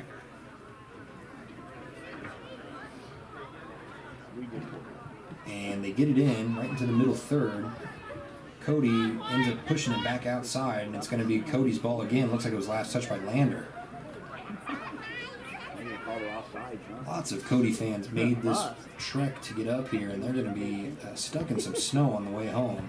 Maybe not stuck, as it is just flurries right now. It's not big flakes as we had a couple days ago. Or should I say about a week ago? It does seem like only a couple days ago, but just back on Tuesday it was nearly 70 degrees. Now, as you can see on the camera, it is just strictly fog around Lander right now as the snow is starting to come in. We're supposed to get hit a little bit worse a little later, around 6 p.m. Mountain Time. It's currently 4:30. We're going to get a goal kick here by Cody, and it looks like it's number 22, Reese Neiman, again, the senior. They have all their key seniors out there, the all-staters, but they're getting a lot of minutes in for their freshmen here late in the game. 2:45 to go, and now I'm actually seeing some flakes. That is no good. I jinxed everyone here. Nice save there by Lander, but it gets kicked around, and it gets back into the possession of Cody. Now back and forth they go in the middle third, over to Stanbury. Stanbury has it on the far side touchline. She kicks it away. Can't stop it, and now she's got it up, then it goes out. Last touch by Cody. Cody works it right out of bounds again. They're just going to keep moving further and further down the touchline. We're going to need to get some water after this before our Click It or Ticket postgame show and our subsequent Hampton Inn and Suite pregame show. Cody works it back into the middle third again. Nielsen hurdles a player just to make sure that she gets to the ball. Less than 2 minutes to go now. At this point, it's about pride. Lander's trying to not go home with a goose egg on the scoreboard like they did against Jackson. Their lone win coming against Mountain View, where they scored all 3 of their goals on the season so far. They are one of the teams that has the fewest amount of games so far on their record, as they have had 2 games canceled and they've had to postpone both of those, as well as I believe a third one early in the season. So they were able to play at home early, unlike Riverton, who had their first home game on Tuesday. The season, reminding you, is about a month in, if you really think about it. So their first home game was a win for the girls, loss for the boys. Just like Lander's first home game was 2 losses, both to Jackson. Now Delaney Sullivan going to take a shot. Oh! And it goes right off the hands of the goalkeeper, Patty Robbins. And that looked to be the only real great opportunity all day. As you can see, the snow is starting to really come in fast. Under 45 seconds to go here. Hey, Jake, what's coming out of the sky?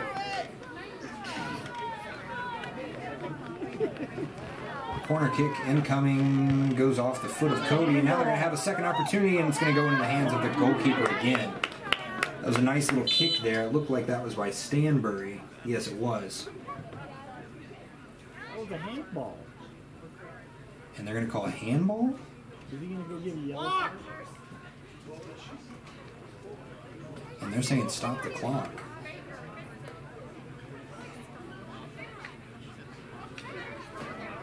I'm still trying to figure out what's happening. I heard they have to handball. I saw it too. They stopped it at 1 second. We're still waiting on something to happen here. And they're just going to let it ride here. It's going to be ending that way, I guess. So at the end of the game, it is Cody 4. They're saying it's still 3-0 because it was an inadvertent goal. That last goal by Boyson didn't look like she was purposely doing it. It looked like it hit off her chest and she wasn't purposely aiming for the goal. So 3-0 is your final score here. And we will be right back with our Click It or Ticket post-game show right after this. Why should your new floor come from Carpet One? Because we're passionate about the spaces our neighbors call home. We're part of your community, and we're also part of the world's largest cooperative of independently owned and operated flooring stores. So you can be sure you'll get great selection and outstanding value with every installation. Whether it's carpet, hardwood, tile, or luxury vinyl, our experts take the guesswork out of choosing the right floor. We're your local Carpet One Floor and Home, the one store for your perfect floor. Is your resolution this year to be healthier? You may have made a commitment to improve your physical health, but don't forget about your financial health. Atlantic City Federal Credit Union is listed as one of the healthiest credit unions in the U.S., and we are the healthiest credit union in Wyoming, according to depositaccounts.com. Don't risk having your accounts anywhere else. Become a member today and accomplish your first resolution by becoming healthier. Financially speaking, that is. Federally insured by NCUA. Open your eyes to a credit union. Atlantic City Federal Credit Union. A proud sponsor of this broadcast is Bailey Enterprises. For over 50 years, Bailey has become the name you can trust. With Pit Stop Travel Centers, you can fuel up and stock up on trip snacks at locations all over Fremont County. You can also put your trust in Bailey Tire and Auto for service to keep handy for those times when your luck runs out on the road. Refresh at the Speedway Cafe with a dine-in meal or a round of carry-out with a variety of specials to keep you going. Go with Bailey.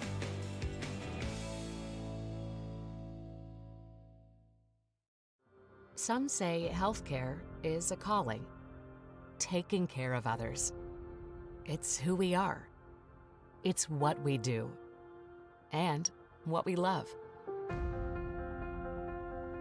For decades, Sage West Healthcare has been here. For the expected and the unexpected moments in life. As one of the region's largest employers, we're investing in our communities through donated services and charitable contributions.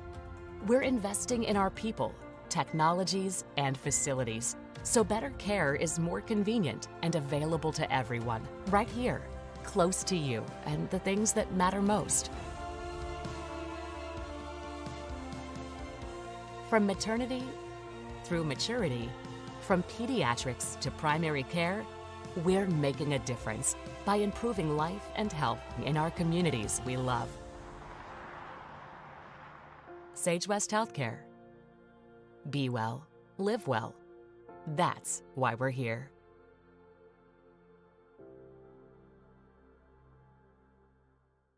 When you purchase your car, do you know if you got the best payment possible? The answer is probably no. Oftentimes, your loan is packed with additional charges that can drive your monthly payment higher than it should be, costing you thousands of dollars more for your car. Hi, this is Patty, and here is your second chance to get the payment you deserve. Visit Atlantic City Federal Credit Union today for a courtesy loan review. We've helped our members save money by refinancing their vehicle with us. Now it's your turn. Open your eyes to a credit union. Atlantic City Federal Credit Union. Natural Health Solutions offers treatments for a variety of conditions, along with nutritional counseling, chiropractic, acupuncture, and more. Treatment plans designed individually to optimize your health. Call for an appointment, 856-8181 today. From the wide open spaces to the canyon near you, Wyoming.com is reaching more homes and businesses than ever before. For more than 25 years, we've aimed to provide the best internet and phone service to meet the needs of our customers all across the great state of Wyoming. Now it's getting even better. Wyoming.com, expanding to an area near you. Wyoming.com. We're out there. From the field to the court to the pool and beyond. Fremont County athletes give their blood, sweat, and tears for their teammates and community. Why compromise that with alcohol or marijuana? Help your athlete make the most of their playing time by avoiding the dangers and impact that substance use can have on their performance and future. For more resources and information, visit FremontCountyPrevention.com. WyoGlass wants to wish all the Lander Valley Tiger teams good luck this year. WyoGlass is locally owned and operated in Lander. They bleed green. Call or stop in today to get a quote on a window or get a quick fix on your window for a rock chip. WyoGlass is Lander. Visit Lander Gambles to make your home feel like new. They will beat any competitor's price. Stop by to speak to one of the sales agents or visit LanderGambles.com. Lander Gambles will help you find the perfect product that fits your budget and lifestyle. Lander Gambles, 420 Main Street, Lander, Wyoming. Are you a caring person that wants to help but not sure where to go? Wyoming Senior Citizen Inc. is looking for caregivers across the state. Call 307-856-6880 to find out more information. They would like to wish all Fremont County athletes good luck this year. It's more than clocking in or collecting a paycheck. We are a network of caring professionals who want to be here, dedicated to serving our communities. We are Sage West Healthcare, our 2 campus hospitals in Riverton and Lander. We take pride in our region, our people, and our communities. Located in beautiful central Wyoming, filled with natural recreation in our own backyard. We are neighbors caring for neighbors, a community caring for its own. We are Sage West. We are recruiting the best, like you.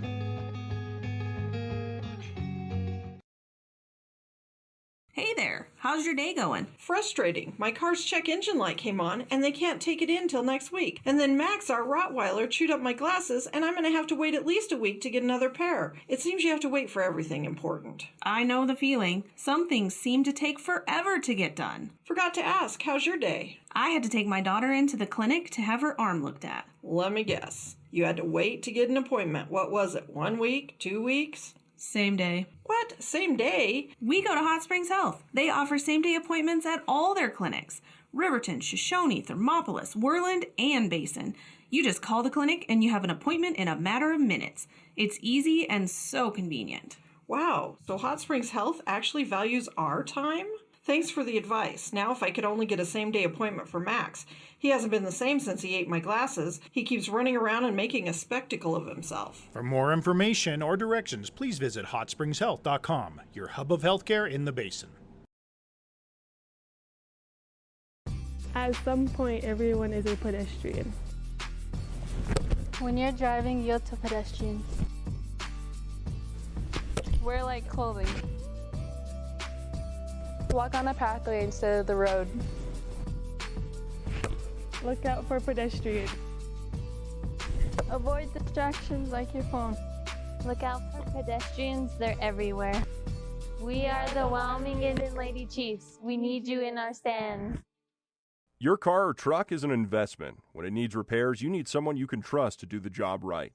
Take it to Gunner's Automotive. They repair all makes and models of cars and trucks, from oil changes to brakes, tires, and more.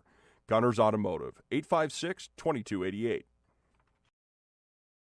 The choice is yours. Sutherland's Friends of the Family Plus Consumer Credit Card lets you choose from 5% off instantly at the register or special financing on qualifying purchases. That means no forms, no waiting, no rebates. You can choose 5% off instantly with your Sutherland's credit card. Got a big project? Choose special financing. The choice is yours with Sutherland's Friends of the Family Plus Consumer Credit Card. Subject to credit approval. Minimum monthly payment required. See store for details. Only at Sutherland's. Wyoming Community Bank is ready to serve you. Stop in at any one of their branches located in Riverton, Lander, and DuBois. A bank that is owned and operated by the locals of Fremont County. Wyoming Community Bank. They're here to help you. During winter storms, it doesn't take long for roads to turn slick. Snowfall is often accompanied by high winds, and blowing and drifting snow can make it difficult to see the road. Speed limits are based on dry pavement conditions and good visibility. Be ready to reduce speed and increase following distance. Crashes are twice as likely to happen when it's slick out, and it's usually because someone is driving too fast for conditions. Remember, when there's ice and snow, take it slow. This message is brought to you by WYDOT.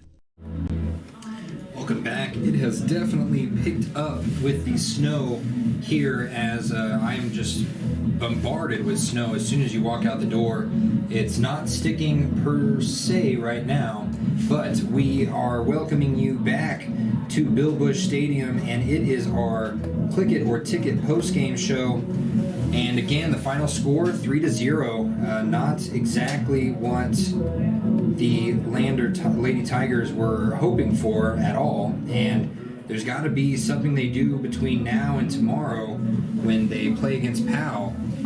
They have to do something offensively. You cannot just rely on Delaney Sullivan, and you cannot just rely on there being one or two people down on defense. They have to push their whole defense back to play with a team like Cody. Cody now moves to, let's look at this again.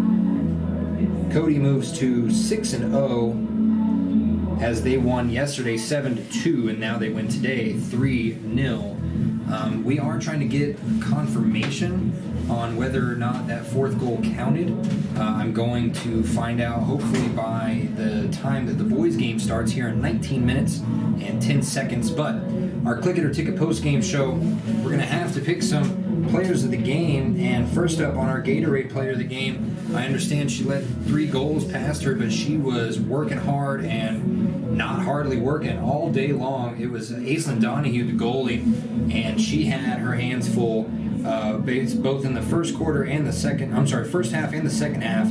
It was not easy for her to continually block those goals. And our Papa Murphy's player of the game, if I can get to it, our Papa Murphy's player of the game is got to be Delaney Sullivan. There's not a lot of people that were running as fast as her, and she had a shot on goal late in the game. It just did not fall, which means that they will lose again with a shutout happening.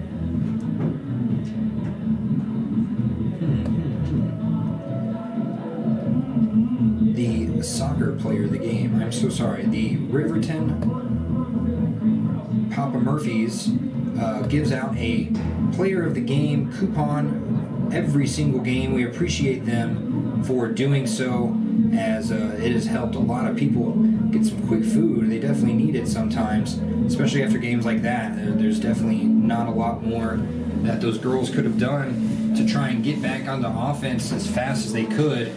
It was the defense of Cody that was just too stout. Not a lot happened on their defensive third. It almost, like I said earlier, seemed like they were playing with an extra player.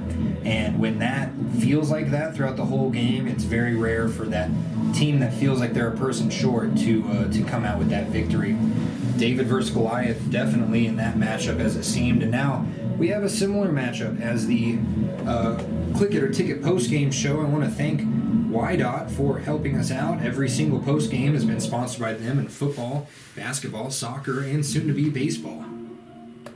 So with that, I appreciate the Papa Murphy's and Gatorade player of the games. Typically we talk to at least one of them, but with the way the snow's falling and the way that those girls probably want to get home, I don't blame them for not wanting to come up here right now. And Coach Scott Getz, we'll have an interview with him at some point between today and tomorrow's game.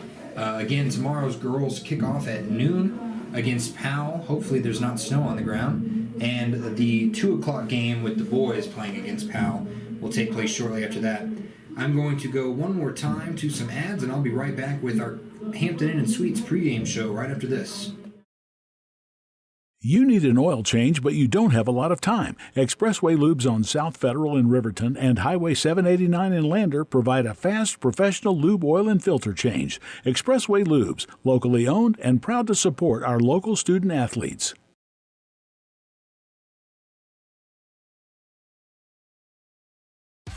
Want access to local news, sports, events, and more?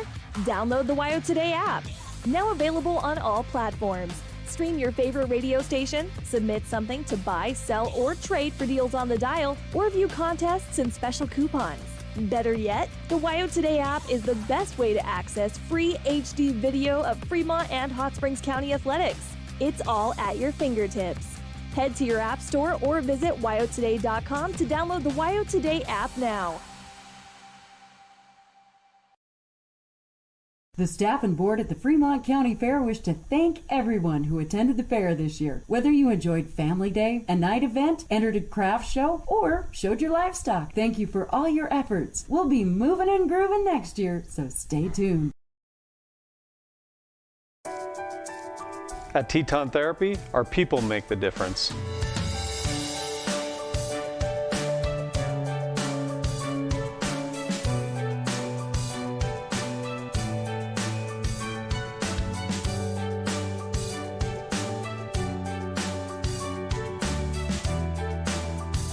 You can live pain-free. The amazing staff at Teton Therapy can help in Lander and Riverton.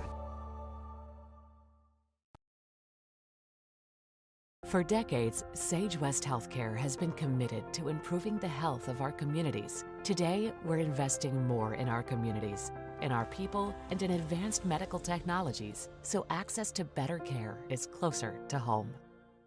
If your vehicle needs repair, you can depend on the crew at Extra Care Auto Repair. They can repair almost anything with wheels, gas, diesel, domestic, or import, and their work is top quality and reliable. Extra Care Auto Repair on North Federal in Riverton.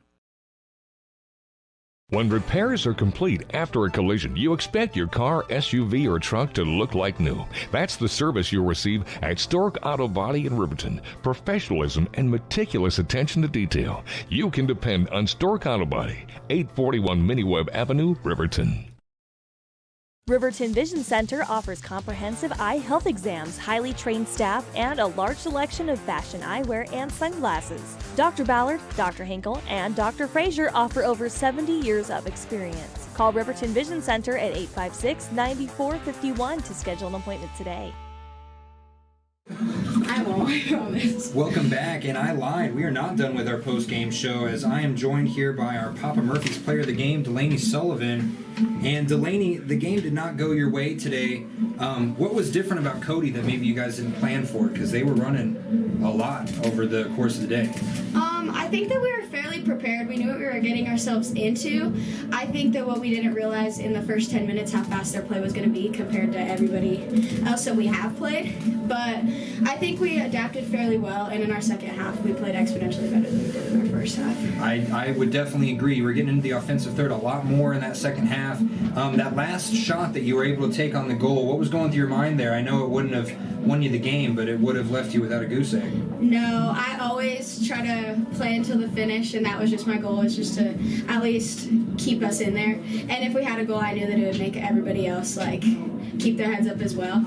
But I feel like it was a good shot. I mean, there's nothing that we can do about it. So, but we did all right. Well, you got to turn around now and play PAL at noon tomorrow. Hopefully the snow doesn't stick. What should we see from the team that was different today than it will be tomorrow? I think that we'll be on our rocker, and I think that now that we've been exposed to faster play, we can come out and show that we're able to play to that capability, and I hope to God that we win. I hope, but I think that we'll be okay. I think that if we come out with the same fire that we finished with today, we'll be okay. I mentioned it once or twice. You shouldn't feel bad about this, but you might be the shortest player out there. Do they underestimate you based off your size? I think they used to. I think that now I'm a senior, they know, because we've been playing against each other for the past 3 years. But as a general rule, I think I do get fairly underestimated. But I think that it's actually a blessing. Well, we know not to underestimate you up here. Thank you very much for coming up here. Thank I appreciate you. I appreciate Love it. your nails. Are those Easter colors there? They're my prom nails. Prom nails. Oh, that's right. Prom is tomorrow. Yeah. Good luck. Have fun. Thank you. I will. And hopefully you'll go to prom as a winner tomorrow against Powell. That would be great. That's the goal. Hopefully. That's the goal. Thank you. No problem. Why don't you hand that off to Coach here? Thanks. Okay. I'll get out of your way. Thank you much. Do you want me to leave? Do you want me to sit? You do whatever you want. Whatever you like, dude. I'm joined by Coach Scott Getz. First off, Coach, I saw you last weekend. You ran a race with your daughter. How did that prepare you for today?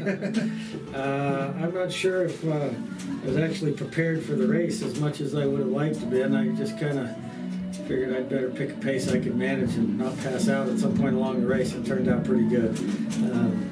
Didn't have the wheels to chase Emma down that last half mile, but she's fast. She's a lot younger than I am too. So, speaking of fast, it seemed like Cody was just running on another energy level today. They were speeding up and down. Were you unprepared, or did they just come out and blow your expectations out of the water? No, I got to be honest with you. You know, every Cody team's kind of the same. They're always physical. They're always fast. They always have really good athletes. And so for us, it's really about, being organized and disciplined a lot of the times, and managing the space on the field. And we have a really young team. We're starting a pretty good number of freshmen and sophomores, get a lot of playing time that aren't used to that kind of pace. And as a result, when things get a little bit hectic, they start to lose their discipline, and they're adjusting to the game. And I think there were times in the second half where you could see where they were making adjustments, doing what we asked them to do, and it showed. I can't say enough about Lainey. We asked her to play that false 9, and truthfully, she couldn't have played it any better. I mean, we didn't get a goal out of the deal, but she did everything she could do during that game. She's communicated well, unselfish, and I know in a 4-0 game it doesn't seem like it, but the back line played extremely well. Our outsides, made shots difficult for them. So there's a lot of positives to build on, I think. And you could tell that it was just a different vibe in that second half. I could definitely see that from both your offense and your defense, but I definitely saw it in Aislinn Donahue. I mean, she did not let anything go up until that last minute there. She must be needing an ice bath today. She does not have a lot of experience. We asked her to step in and play in the goal last year, and that was her first opportunity in the goal. Coach Abelia works with our keepers a couple days a week, and it shows. She made one kind of mistake. We actually talked about it during the game. She asked me what she should do in a particular situation, and it wasn't 10, 12 minutes later a similar situation showed up. She made the right decision, made the save. Yeah, I can't say enough. She made a lot of saves because she kept it simple and stayed in position, and she's going to continue to get better and better and better. I'm really impressed with how far she's come in a short amount of time. I saw that as well in basketball too. 18 games of goalkeeper in her life. So yeah, she's doing really well. Well, and you guys got the tail end of this. The game was with the weather, and now these boys team have to play in the snow. Your JV team has to play in the snow. What's different about playing in the snow, especially in snow like this, where it's not super fat flakes, but it's consistently coming at you? Is there anything different in your mind about playing in the snow compared to playing earlier when it was sunny? Well, I think it really has to do with the moisture on the ball. With this kind of weather, the ball gets a little bit slick, and so trying to control your first touch, when you're trying to shoot the ball and make passes, you got to be that much more precise with moisture on the ball. And then too, on turf especially, the ball gets a lot faster when it's skipping across the turf in wet conditions.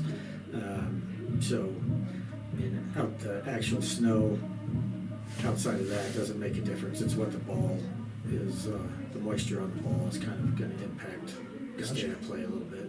And I'll ask you the same question before I let you go. I'll ask you the same question I asked Lainey over here. You got Powell tomorrow, quick turnaround. It's a noon game. What's going to be different about the Lander team we saw today compared to tomorrow? Probably we're going to be out without one of our, senior leaders. It doesn't look like Annabelle's going to be able to go tomorrow. I was wondering what happened to her injury. What happened to Annabelle? Yeah, I don't know. She hurt her wrist, and so we'll find out tomorrow what the state is. But likely she won't play tomorrow. So it'll be about, putting another younger player on the field and making sure we try and coach them up so we can, and we'll talk about being a little bit more disciplined than we were today, today was a really good learning experience for us. It'll serve us well moving forward. The truth is, the score wasn't indicative of how well we actually played, I don't think, for the entire game. We're a lot closer to that Cody team than what people realize. I would agree as well, especially with those different second half adjustments. I'll let you take that and I'll let you go. Thank you so much for joining me. Again, that was Coach Getz, and they will have a game tomorrow against Powell at noon. We will be right back with our Hampton Inn and Suites pregame show. A well-drawn-up game plan can be the difference between wins and losses. The same can be said about your mental health. Making a game plan to talk to your children can make a huge impact on them and help make them feel supported and listened to. The good news is, this winning game plan isn't hard to implement. All it takes is you starting the conversation and being ready to talk. If you need helpful resources and tools, you can visit FremontCountyPrevention.com. Wind River Family and Community Healthcare has clinics located in Arapahoe, Ethity, and Riverton. We provide family medical services along with dental, optometry, behavioral health, physical and occupational therapy, and more. Our in-house lab and pharmacy at all locations make for a one-stop primary healthcare center for your healthcare needs. Wind River Family and Community Healthcare is striving for a stronger, healthier community because Wind River cares. More information can be found at windrivercares.com. Welcome back. And during that interview, I found out that my sound is coming from a different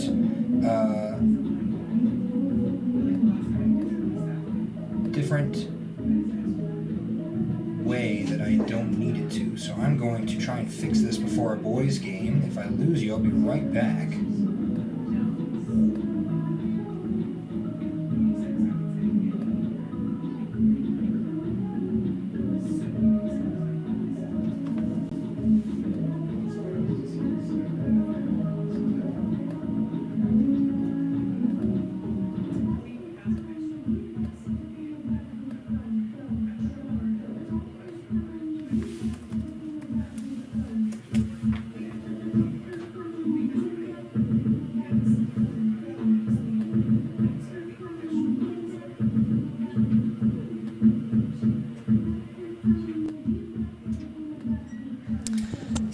Finally, I think I actually have exactly what I need. Hopefully you can hear me. We're going to double check this, and I'm going to go and get into our pregame ritual here with just above 3 minutes to go.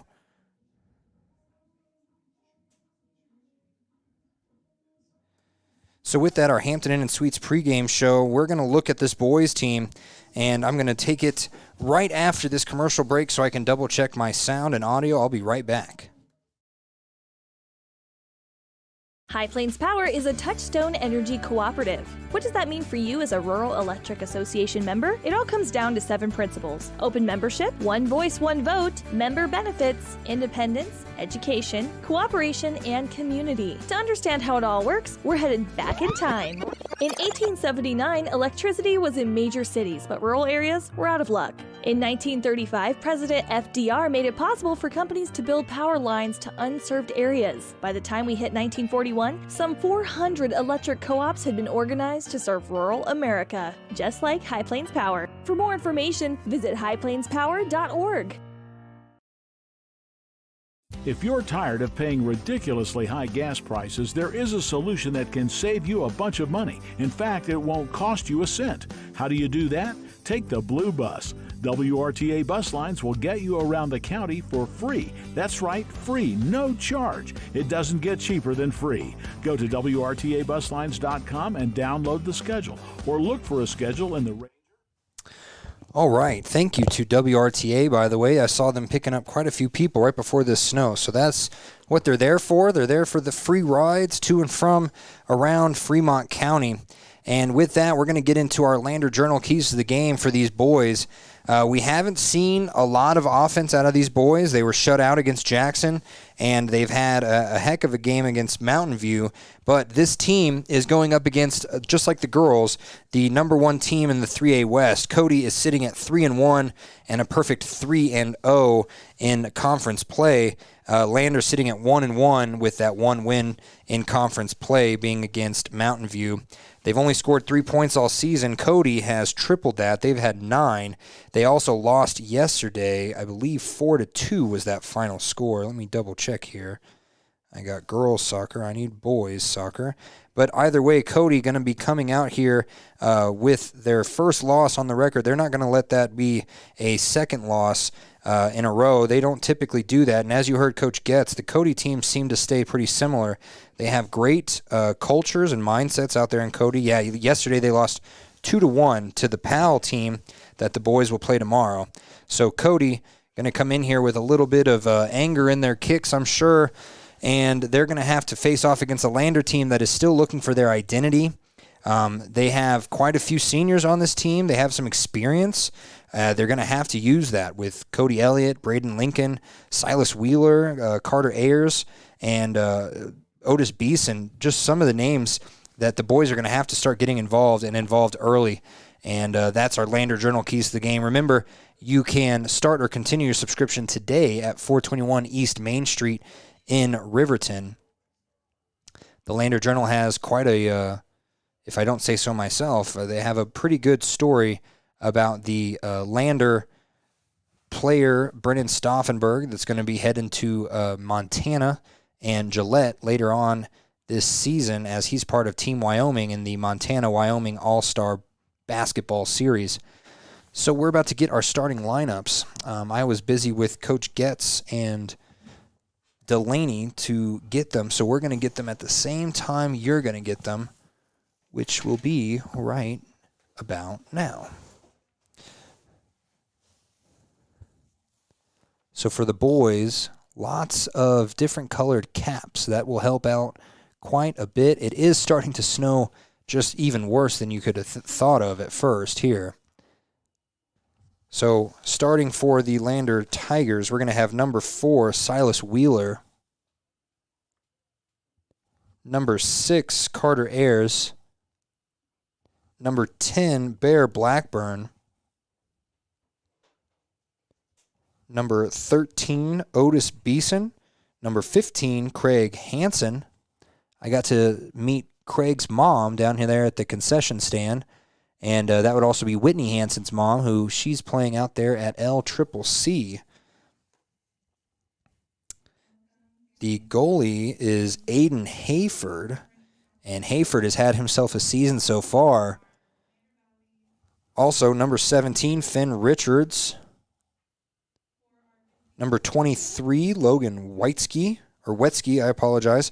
27, Sequil Lozier. I always feel like I say his name wrong. I apologize. And the last 2 starters are holding their hands over their numbers, so we'll go to the Cody starters while we're here. Starting off as goalie, number 22, Evan Owen.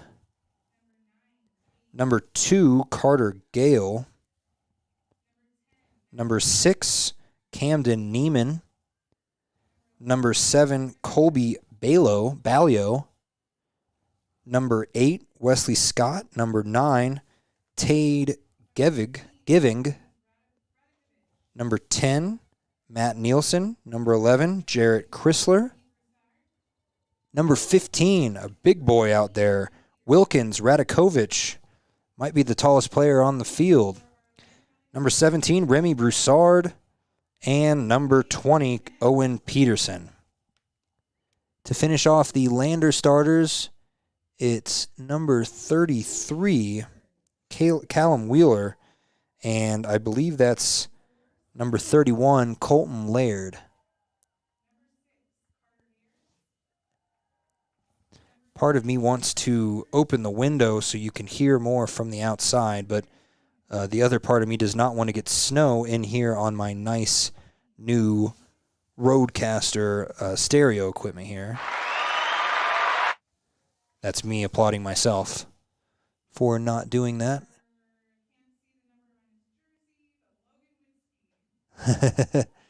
Logan Witzke out there, number 23, getting applause here.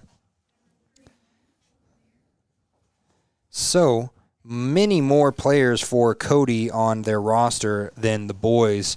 Almost double the amount, actually. It's kind of insane. I didn't see just how many JV teams or players they had out there, but you heard our keys to the game, and that was our Sutherland starting lineup. I apologize, Sutherland's, as I thought I had put that up there. Sutherland's starting lineup is always one of our favorite parts of the game, especially because Sutherland's is one of the most necessary stores, especially out in Riverton for me right now. For all your home improvement needs, remember, and your building materials, remember Sutherland's in Riverton. All right, so our pregame show heading to a close here, thanks to Hampton Inn and Suites pregame show.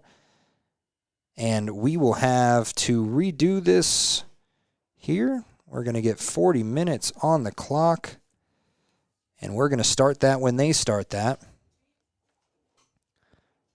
Lander boys looking to get their second win of the season. Cody looking to not lose 2 in a row. And I might actually open this window because I can't hear anything outside. There we go. It's going to be a little cold in here. That's why I brought a jacket. So on the whistle of the ref, we will start the clock and start the match. It's going to be number 15, Radakovic, starting everything off there. And Cody quickly in their white jerseys moving left to right on your radio. Moving left to right on your radio dial if we were on the radio. Now they're going to move it into the middle third. They're going to get it held up there. Woo! Got snow as soon as that door opens up, huh? Lander doing a good job of keeping it on the far side in between a couple Cody players, but they finally get it back out. And now Cody trying to move between, and now a nice stop there by Colton Laird. And Laird almost got it to another player, but he had to get it stolen first by Cody. Now Cody moving deep into the back of their own defensive third. No sleeves or hats for very many Cody players, but Lander knew better. Carter Ayers trying to get down into the attacking third. Can't. Now Cody headed all the way into the center circle. He was able to move it way past a couple different Lander players. Now he had to pick it back up. And that was number 10, Matt Nelson. The ball ended up in the hands of the goalie. I missed that as I was looking through my binoculars. 38:49 to go. And a long kick by Hayford. My goodness. And it goes all the way down into the attacking third. And now it's going to be Laird that headed it. And if he had headed it just a little bit further to the right, there might have been someone. But now back and forth in the air.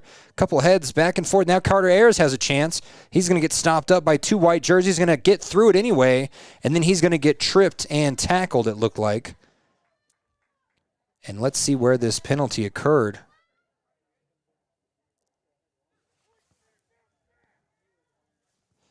We're going to move this forward just a little bit so we can get better angle on the corner kicks if we need to. It's going to be Carter Ayers with a free kick right here from just 20 yards out.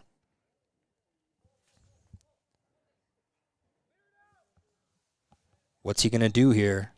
He's going to kick it with the right, and it's going to go left, and it's going to go in the back of the goal. It's a goal.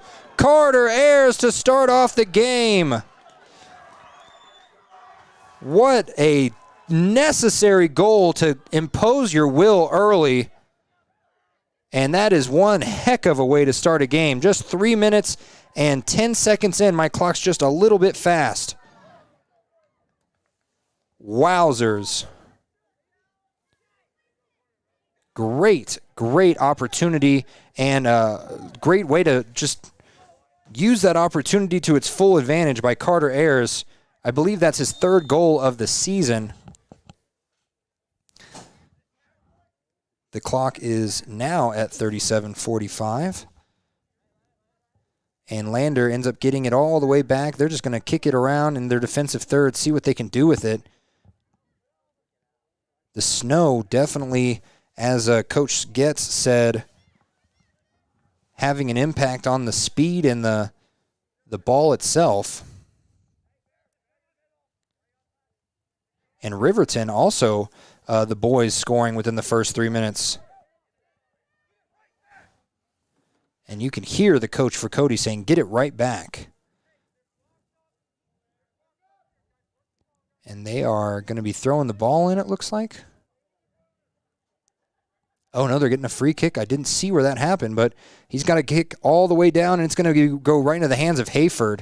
I really must have missed what happened over there. I didn't hear a single whistle. But he took that ball from about the 38-yard line, and now Hayford with another bomb all the way down past the middle third, and a header by Cody gets it back in, and now it's going to be Carter Ayers again trying to play some offense, but he has to get past a couple white jerseys first, and now they get it back and forth. They get it stolen up by Silas Wheeler. Nicely done, and then Bear Blackburn with his own good little push there to try and get the ball away. It ends up getting into the middle third for Cody anyway, and now it's Radakovich, the senior. He's going to be running all the way down the left side touchline. He stops and turns, still not out of bounds. He ends up getting it off to Wesley Scott. And it was, of course, Sean Carruth scoring the goal for Riverton, as he seems to be their lone scorer over there. Just under 36 minutes to go in this first half, and it's already 1-0 Lander. This feels similar to the Mountain View game already, but Cody, we know Cody's not done yet, and it's going to be number 17, Finn Richards, taking a hard fall. Loses his hat. Clock is not stopped. Play is not stopped. And now Cody trying to find a crossing pattern and ends up getting kicked almost out of bounds. Now Wheeler, who got back up, kicks it back out. And it's just kicked around, and now Hayford, nice stop right there. Largely helped by Otis Beeson, the senior. Now Lander quickly on the offensive. They're just running down the clock there, or running down the pitch there. It's Logan Wetzky. Wetzky gets it, ends up getting it stolen here, and that was out of bounds. I don't know who he was trying to fool.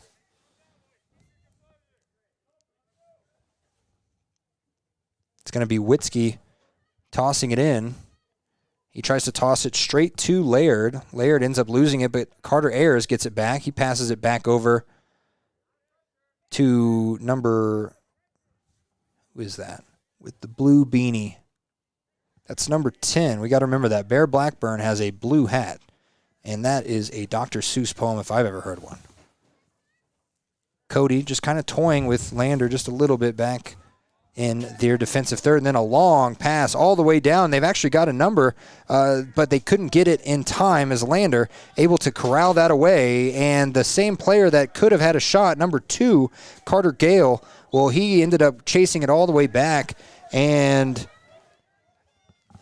did he go out of bounds with it? It's going to be Lander. No, it's going to be Cody's ball.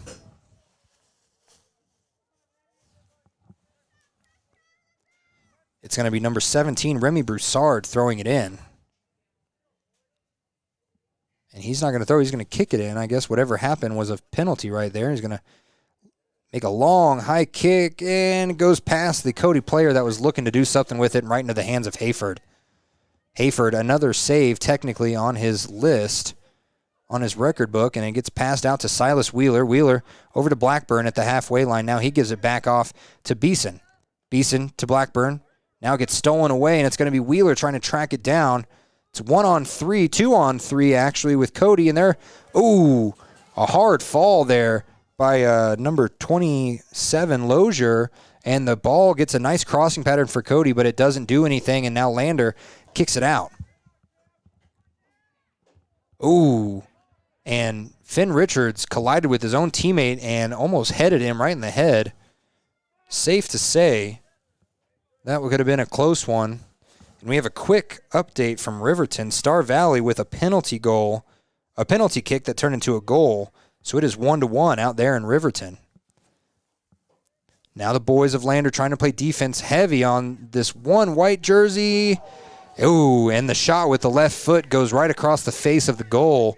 Hayford put his hands up there. Good thing he didn't touch it. It looks like, oh no, maybe he did touch it because they're going to get a corner kick here.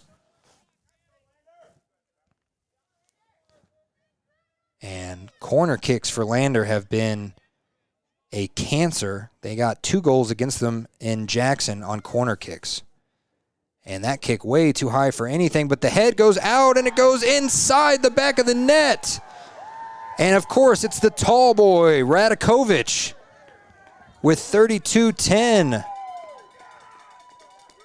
And just like that, it's a tie game.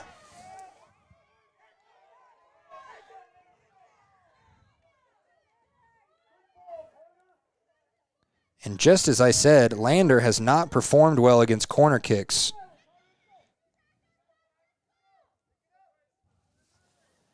So, I know my clock says 32:05. It's 32:10. It's 1-1. And we're going to start this clock as soon as it hits 5, which is now. So now Lander with Bear Blackburn trying to get something, and now Radakovic almost steals the ball. They pass it inside the center circle. We're not even 9 minutes into the game. It's already 1-1. Now Cody with a long crossing kick. Doesn't get very much underneath it. Carter Ayers now has it thanks to a nice move there by 23 Wetsky. But now Cody has it all alone to themselves is number Remy Broussard. Number 17, I should say, Remy Broussard. Long kick down the touchline. It's going to go far out of the back of the goal. Looks like that was last touched by Cody, and it was. So we're going to get a goal kick here. And you can just hear the Cody coach and his intensity from all the way across the pitch. Hayford has got a leg on him. He needs to try out for the football team, as that was the 3rd straight kick to cross the 50-yard line with ease. Now the throw-in stolen away by Nelson. Now quickly stolen right back by Wheeler. Nice pass by Blackburn, and Wheeler's got momentum, and he couldn't get to the ball in time. It's going to be saved and headed out now into the center circle by Cody. Back to Blackburn now. Blackburn's got to get past 2 players. He ends up getting it to Ayers. Ayers, a little bit too hard off his foot. Over to Wetsky. Wetsky to Blackburn. Blackburn almost missed Wheeler, but he had to come back to it. Now it's in the feet of Beeson. Beeson came all the way up from his defending spot, and he ended up getting too far forward and lost possession here. Wetsky saves it, but kicks it far out of bounds. So we have a 1-1 score, 30 minutes to go exactly. Lander already playing with much more intensity than they showed against Jackson and even Mountain View, if we're being honest, the game that they won. The ball goes deep and ends up getting saved by... Who is that out there? That's number 33, Callum Wheeler, of course, the All-Stater. Silas Wheeler now has it. He's trying to get into the middle third. He couldn't. He has to kick it back out to Finn Richards. Richards back to Wheeler. Wheeler runs, tries to kick it back, and now he does. Finn Richards with the long pass down to Laird. Laird was just a little bit too behind it, and Cody got their foot in front. Snow has started to slow down just a little bit. Knock on wood. Ball goes out of bounds. It's going to be Cody throwing it in after a substitution here.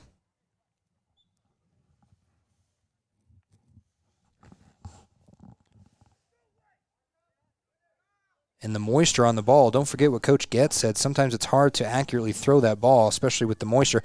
Wow, and the high kick, and they're going to be a header, and it's going to go into the back of the net. What an insane goal. What an insane goal.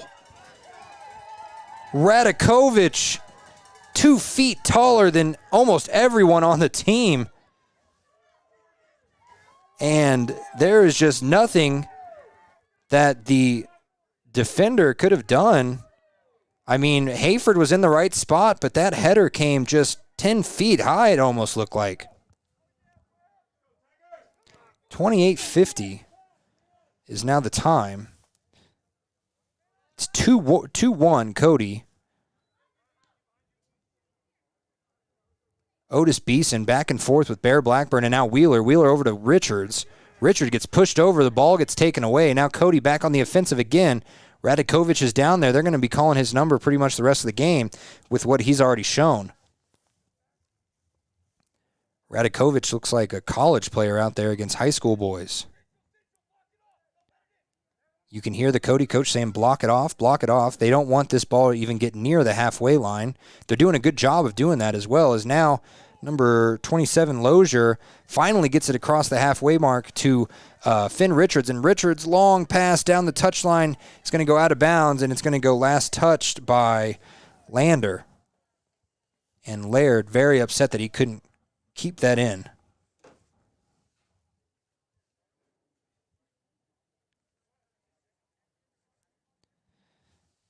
Contacting my Riverton contact here and making sure that we're not missing anything major over there. Lander now in the attacking third is Bear Blackburn. He's able to get it around one or two players, but it gets stuck up, and now he stops it with his leg, and now it's Laird with it. Laird goes to the ground, and now Richards has it, and they're going to whistle, and it's going to go. Oh, Richards is upset that they whistled before he kicked the ball. And let's see who this is on.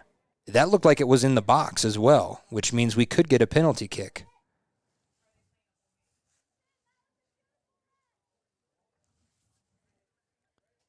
And it's going to be just a free kick from right outside the box.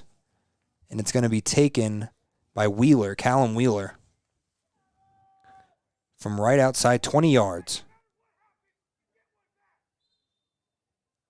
The kick, goes right into the wall.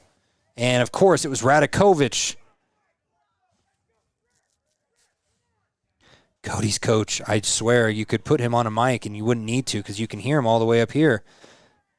And the ball goes back out, and now Finn Richards saves it rather than just let it go out. And Cody going to have a long pass down here broken up by Logan Wetsky. Wetsky's shot or pass broken up as well. Now it's back and forth down here. Wheeler gets the ball stolen away. He tries to steal it right back. And now it's in the feet of Gale, and Gale falls hard. No whistle there, and they're going to take another shot here. It might be a cross instead. He gets to the corner, and he just turns around. He's going to start trying to run with it. Up against Otis Beeson. Beeson and Silas Wheeler steal the ball away. Now they're running up the touchline. Now he pass it back out over to Bear Blackburn. Blackburn, nice little move over there on Zane Ballio. And the pass, long, way too long for Finn Richards. It's going to be corralled by the goalkeeper, Evan Owen. And Owen with a long kick of his own, saved, if you want to call it that, by Wheeler, because he just kicks it right to Radakovich. Radakovich passes it over to Neiman. Neiman back all the way down into the corner is Matt Nelson. Back and forth now, and they're going to take the cross, and it's going to go over to... Wow. That is obviously their go-to plan because Radakovich had another header and a great look, and it did not go into the goal. It went right to the left of the goal. Lucky stop there by Lander. Now we're going to get this kick by Callum Wheeler. Low to Blackburn. Oh, it actually hit Finn Richards in the face because Blackburn didn't stop it. And then the pass gets headed away by Cody. Saved by Beeson right into the middle third. And Bear Blackburn trying to fight for it in the middle against Nelson.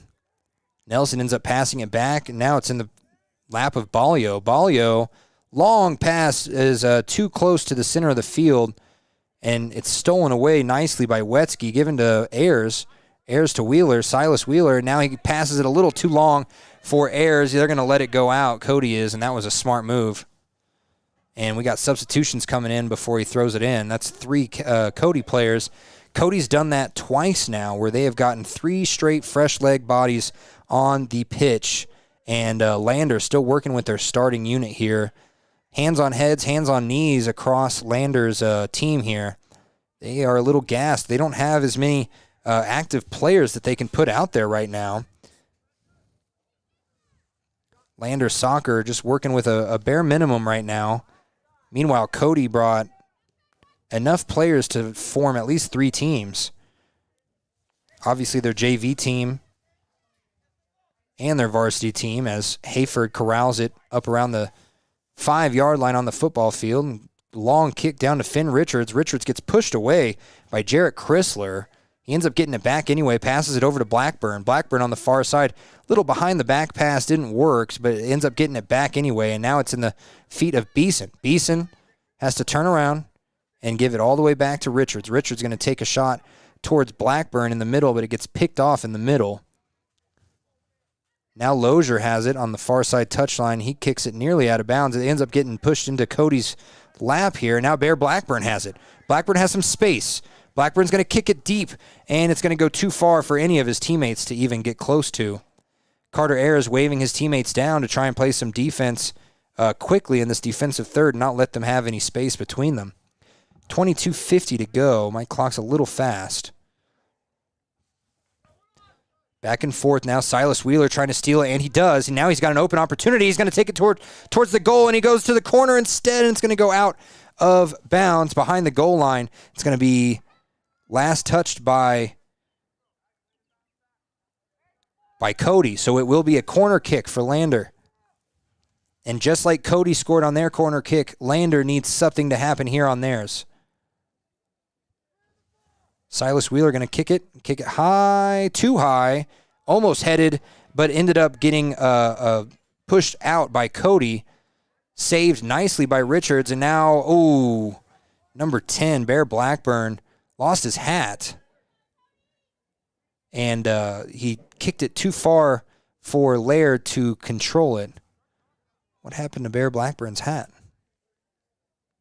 That was the one way I could differentiate him from Silas Wheeler and a couple other players from this high up. We're going to get a goal kick here from the E of Lander right towards the halfway line. Goes over a streaking Lander player and then gets into the feet of Lozier. Lozier to Richards. I think Richards picked up his hat. No, number 15, Craig Hansen, has a hat of his own that looks similar. And now goes out of bounds. Last touch by Lander. Good kick there by Cody to get it out.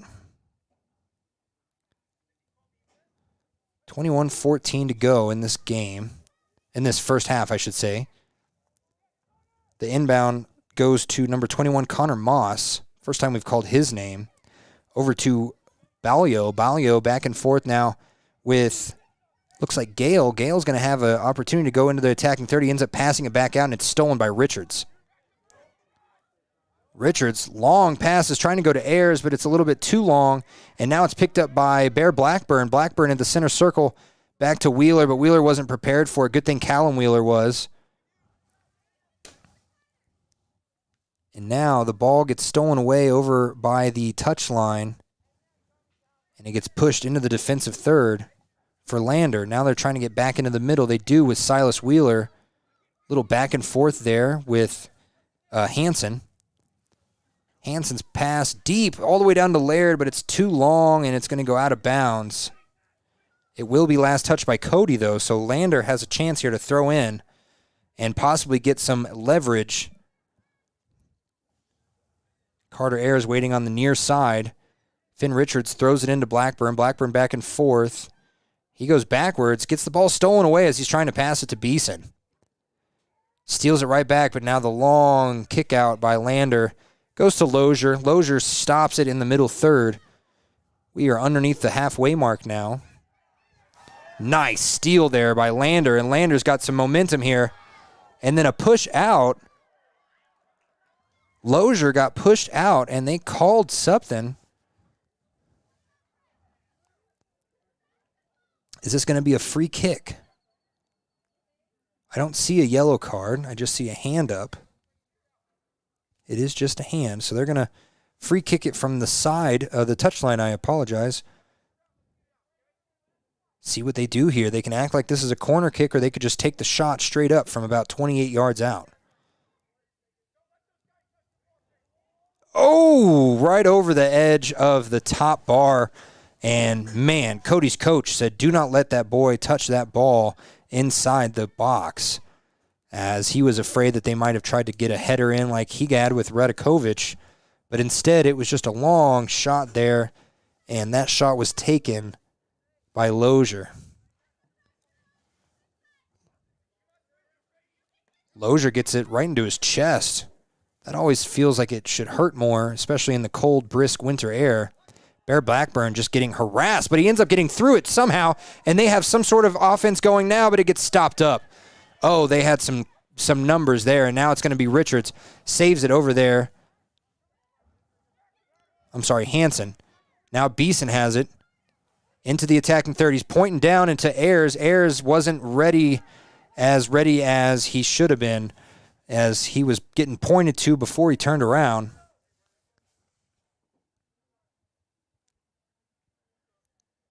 The throw-in by Cody coming with just under 18 minutes to go in the first half. Gets into Colby Ballio. Ballio gets stopped up by Silas Wheeler. Now Ayers over to Laird. Oh, and Silas Wheeler wasn't waiting for it. They could have had something going there. Now he has to do a little spin move. Kicked out by Cody. It's going to be Ayers throwing it in.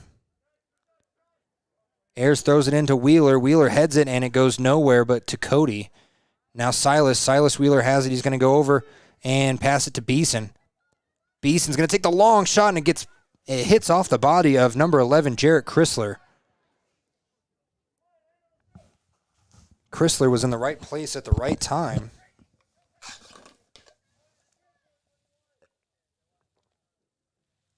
We're going to get a corner kick here. And it's high, and it's headed, and it's almost kicked in by Ayers, but he stops it, and it goes into the goal somehow. And that's going to be a goal for Silas Wheeler. He took a shot at it. It went between the legs of one Cody player, and then it just bounced in between, almost like a pinball machine, into the back of the goal, right underneath the legs of the goalie. 17:02 to play, and it's a tie ball game.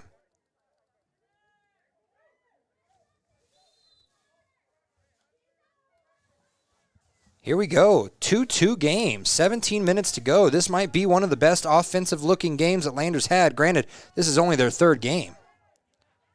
The kick goes deep down into the Lander territory, and they're able to get it in, and they're going to try and cross-kick it, and it's just too far behind a couple different Cody players. They're able to keep it in, though, as Zane Ballio has it on the far side touchline. He gets it around one player, and then Lander steals it. That's Lozier. Lozier's going to kick it out.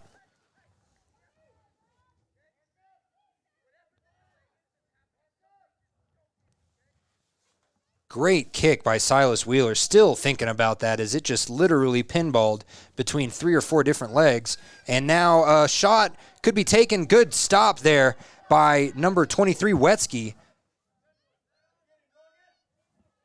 Wetsky able to slide in right before the Cody player took his shot. Now a cross gets taken, and Otis Beeson going to be last touching it as it hit his foot. 16 minutes exactly to go. This corner kick. Remember where Radakovic is, and to be honest, I don't see him on the field. Oh, he's looking to come in the game right now, but they're not going to let him. They're going to let this corner kick happen first. It's going to be low, and it's going to be kicked out again by Beeson. And if they had seen that Radakovic was waiting, oh, now Radakovic is coming in. They're getting subs. And if you're Lander, you have to account for Wilkins Radakovic. It's going to be Carter Gale with the corner kick. Just over 15 minutes to go. Here we come. Gale, the high kick, and it was too high for Radakovic, but another player headed it, and it ends up going back towards Gale. Now Gale has it again. He's going to try another cross, and it gets stopped up by Hayford, but it's not fully stopped. And now the play is stopped as 14:50 hits the... We're going to pause it as well. We have an injured... I think so. We have an injured Cody player. He goes over to his athletic trainer, and that's number 7. That's Colby Ballio. I'm sure I'm saying his name wrong. Colby Ballio. So with 14:51, they're going to restart this game, and the refs are looking at the clock, making sure. As Ballio finally exits the field, And you can definitely hear Cody's coach. You cannot hear Lander coach Brett Prinz. Cody's coach screaming out, you have to get back on defense whenever you think about that. I don't know what he's exactly talking about, but we're going to get this game back underway with 14:51 to go.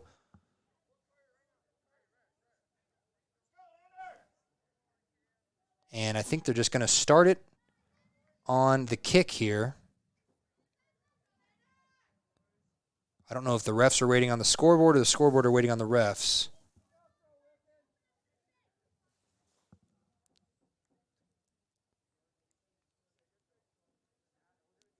You could tell the cold is starting to affect some players. They're rubbing their hands together and breathing into their hands. Long kick down to Silas Wheeler. Oh, and then back and forth. It bounces, and it hits Balio's head. It must not have been Balio that got hurt.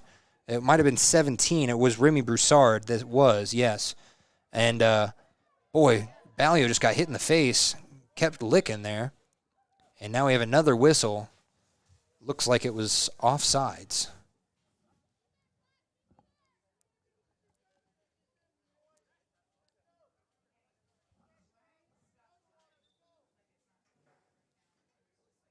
And we're going to get a kick from the, 11-yard line here by number 22, the goalie, Evan Owen. Lots of seniors on this Cody team. You have 1, 2, 3, 4, 5, 6, 7 just on varsity alone. Have a few on JV, too, that are also on the sideline. They might be going in. And a long high kick, headed out, and then kicked out by Lander. Oh, they're going to say that was last touch by Cody. So Lander throwing it in is Finn Richards. He throws it into Laird. Laird just couldn't get to it in time, and now it's going to be Richards and Blackburn back and forth here now, and they're going to give it off to Hansen. Hansen to Silas Wheeler. Silas, nice pass into the middle to Beeson, but then Carter Ayers kind of messes it up and tries to give it back to Beeson. And now a long pass down here. He's not offsides. He gets tripped up, though, and he lands on it with his head, his hands. I don't know if they're going to stop it. Lander ends up getting it now. Beeson, good defense. Radakovich trying to get it. There's 5 black jerseys around 2 white ones. They finally get it out. Now Lozier, a dangerous slide. He ends up saving the ball just a little bit from going too far.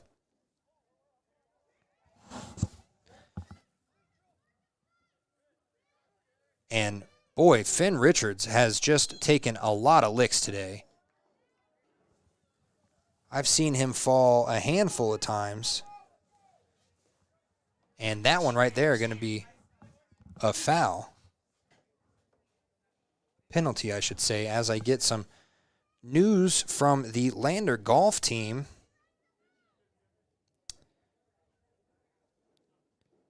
The best shooter of the day, Owen Sweeney, had an 85 at the first day of the Worland Invite. Good job, Owen.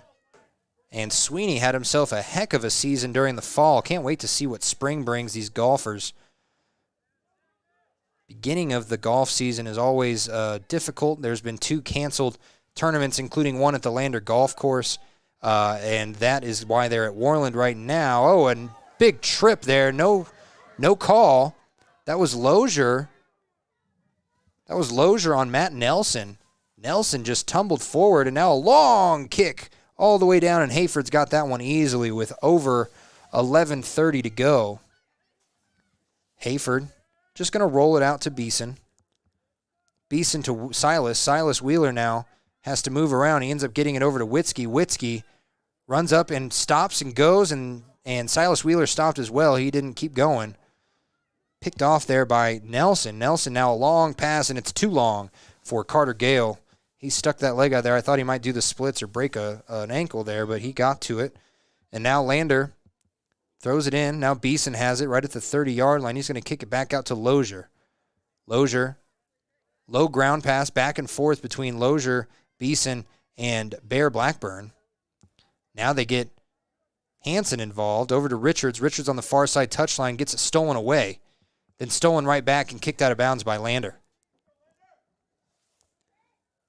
The ball goes over a couple different players' head. Now Lander has to work with it. Silas Wheeler chests it and stops the ball, and then it gets kicked back around to Otis Beeson. Beeson to Wheeler.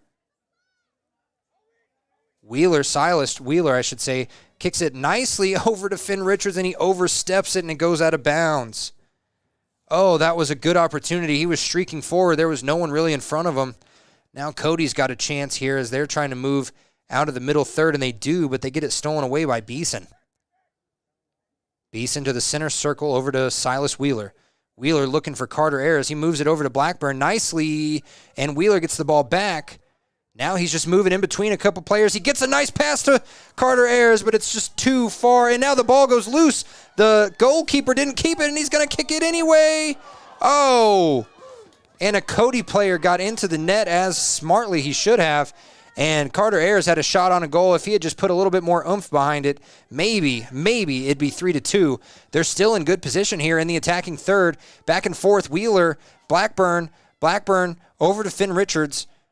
Richards now has to go backwards with it a little bit. Over to Lozier, who came all the way back from his defender spot, and it's going to go deep now.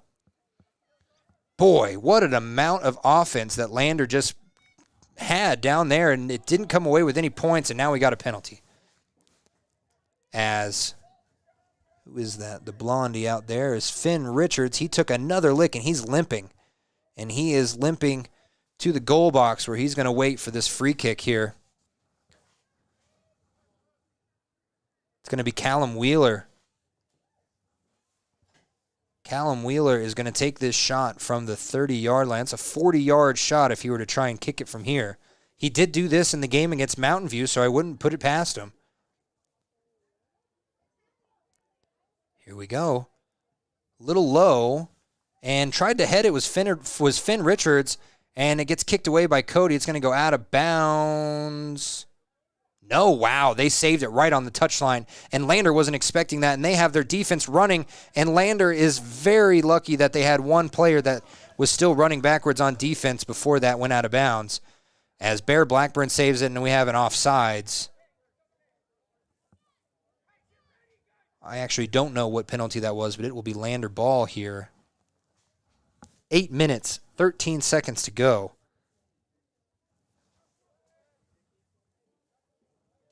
Ball goes to Silas Wheeler. Wheeler, little fancy footwork here, gets it over to Ayers. Ayers back to Beeson.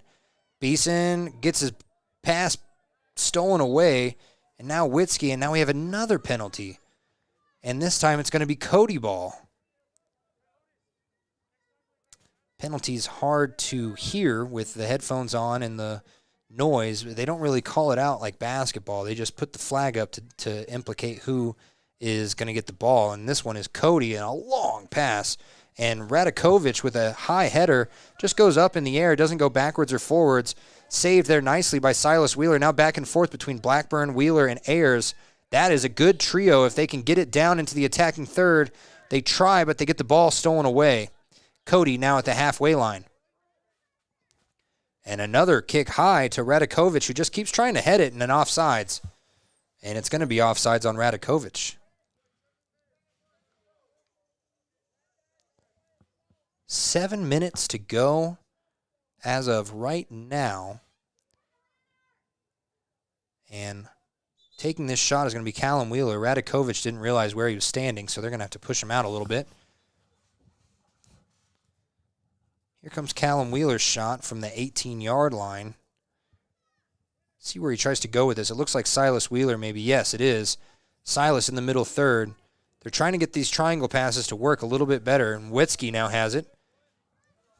Witzke's running. He's got someone chasing him. He's got a long pass to Ayers. Ayers has an opportunity to stop it and turn around. And they're not going to call that, it looks like. They're going to call that just out of bounds. And the boos can be heard from up here. Lander was hoping for a penalty kick. That was definitely Carter Ayers flew in the air after he got tripped up. They're saying it was a clean slide. High kick. And Lander is able to keep it, but not for too long. Now it goes into the middle third. Now it's going to be Gale, for Cody. He has an opportunity to do something here. He's going to go little fancy footwork, right, left, stops, tries to get it past Callum Wheeler, and that is not easy to do. And once Wheeler finally gets the ball back, Gale gets it back, Now Gale with a nice little trip move almost, and Callum Wheeler stops it with his knees, almost like a goalie. Now it's back out to 21. Connor Moss, he's going to take a low shot and gets just off the side of the foot of Otis Beeson. The ball goes inside to Gale. Now Moss. Moss takes another shot, and he just doesn't have enough accuracy with it as it was just low and to the left. And now the ball goes all the way down to the touchline. Last touch by Lander.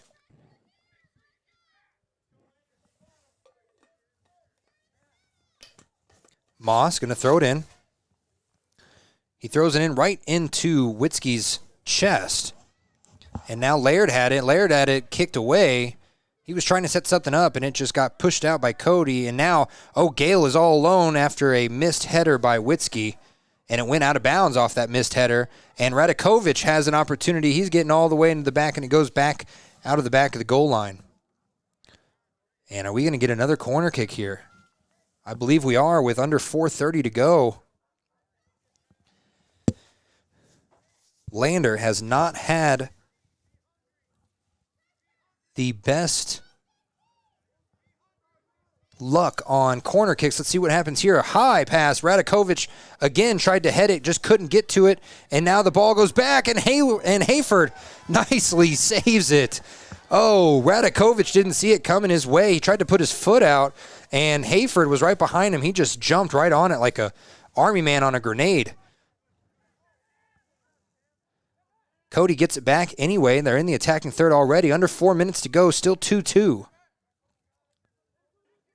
Back to the middle third. Laird just kind of waited for the ball, and he got it ran over by number 3. Oh, wow, that's number 9, and he takes a long kick, and it goes right into the hands safely. That was Tade Geving. Geving, maybe. I don't remember how to pronounce his name. G-E-V-I-N-G, Geving. And now he gets it all the way back. He takes a long kick into Silas Wheeler's chest, and he's going to have to do something with it in the middle third. He gets a little bit surrounded, tries to get it to Ayers, and Ayers just goes off his foot. Some might say an error on Ayers. I'm sorry. No good jokes on the air. That's one thing I've been told I have. So Carter Gale doing a little spin move. He's able to get around Wetzke at first, and Wetzke ends up getting it back. He tries to kick it, and he's going to kick it out of bounds. Connor Moss, under 3 minutes to go, he throws it in. The pass goes back to Gale. Gale tries to push it out, and it gets picked up by Ayers. Ayers loses it to Ballio. And I should say Zane Ballio, not Colby. Zane and Matt Nelson, a little back and forth. Now they give it back out to Moss. Moss at the halfway line. And a high, long kick by Wetzke goes right into the chest of Cody. And Laird nicely waits for it. Now it goes back to Ayers, who was waiting for it. But it gets kicked right into Cody, and Cody's going to get it right back. Silas Wheeler now has it on the touchline near side. He gets it to Ayers, and it's going to go out of bounds. 120 seconds to go in this first half, and what a first half it's been. Lozier to Finn Richards. Richards a little bit too hard off his shins, and it goes back into Cody's territory here. And now Cody going to take an opportunity. They're going to kick it to Radakovic. He misses it. Gale gets up and puts the right foot on it, and Hayford saves it. Good job by Hayford not to take the fake by Radakovic. It may not have been a fake, but Radakovic missing it, and if Hayford had dove for it, and now Hayford's going to get another easy one right here. If Hayford had dove for Radakovic's missed shot, that would have been a wide open net for Gale, and it'd be 3-2 at this halftime. He throws it in to Witzke. Witzke to Wheeler. Silas dribbling it up to Bear Blackburn at the halfway line. He's going to try and pass it off to Laird. He does. Laird gets it stolen away by Geving. Geving is just too fast. I don't think Laird even hears him coming. By the time Laird gets the ball, it's always Geving that's able to take him. A nice little save there by Lozier to stop the crossing pattern, and Laird didn't even see the ball. He just started running, but Bear Blackburn luckily saves it in the middle third, and now some white jerseys are going to kick it deep. 40 seconds to go. As Silas Wheeler tries to stop it up, Otis Beeson as well. and it ends up being Lozier stopping it from getting into the attacking third. Now Bear Blackburn, 30 seconds to go. See what they can do here. He's going to stop it up, give it off to Ayers. Ayers, a nice pass to Silas Wheeler. Wheeler stops and tries to move around. And a little back and forth. I don't think they're going to have enough time here to do what they want to do. Silas Wheeler hits the dirt. And they're going to call that last touch by him. And it's going to be Connor Moss throwing it into Gale. Gale, 5 seconds left. And this is going to end your first half most likely, 2-2. And that's the score that we will go to at halftime. What a game it's been. 2 goals, Lander. 2 goals, Cody. We'll be back with our CWC halftime show right after this. News, WRTA Bus Lines, proud to serve Fremont County.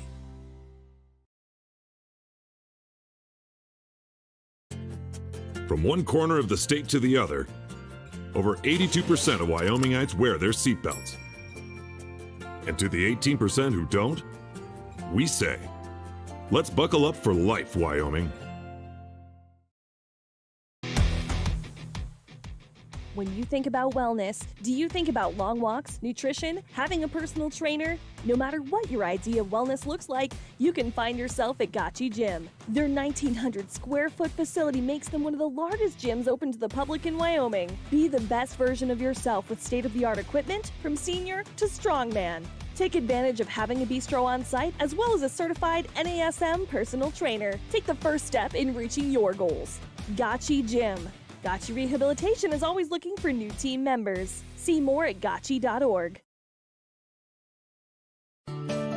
Snyder Signature Properties would like to give a huge shout out to the local sports of Fremont County. They are here to support your team and your local home real estate needs. Call today to see how Snyder Signature Properties can help you buy and sell your next property. Good luck to all Fremont County athletes.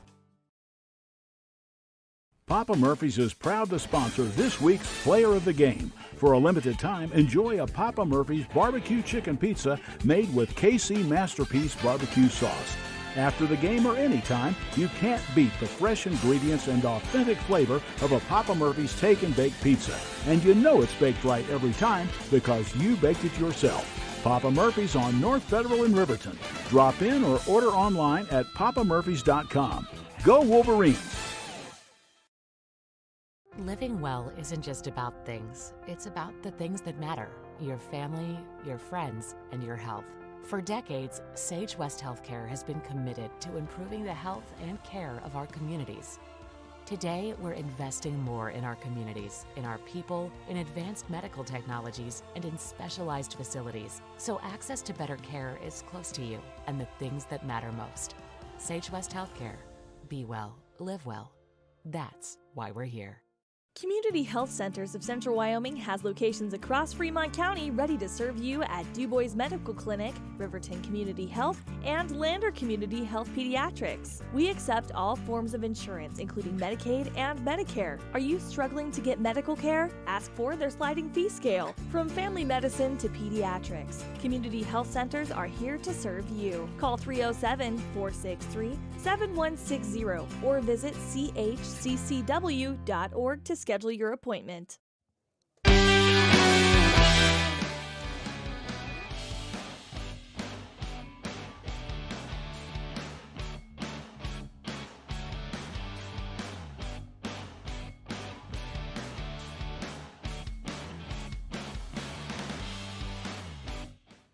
Welcome back to Bill Bush Stadium out here in Lander Valley. The snow has completely gone away. Knock on wood again. Thank you to whoever took that snow away. It was getting very cold in here, and it was not a fun time. Luckily, we have got a little bit better game going on, so the cold weather doesn't seem to be dragging on as much, if that makes sense. And right now, 2-2.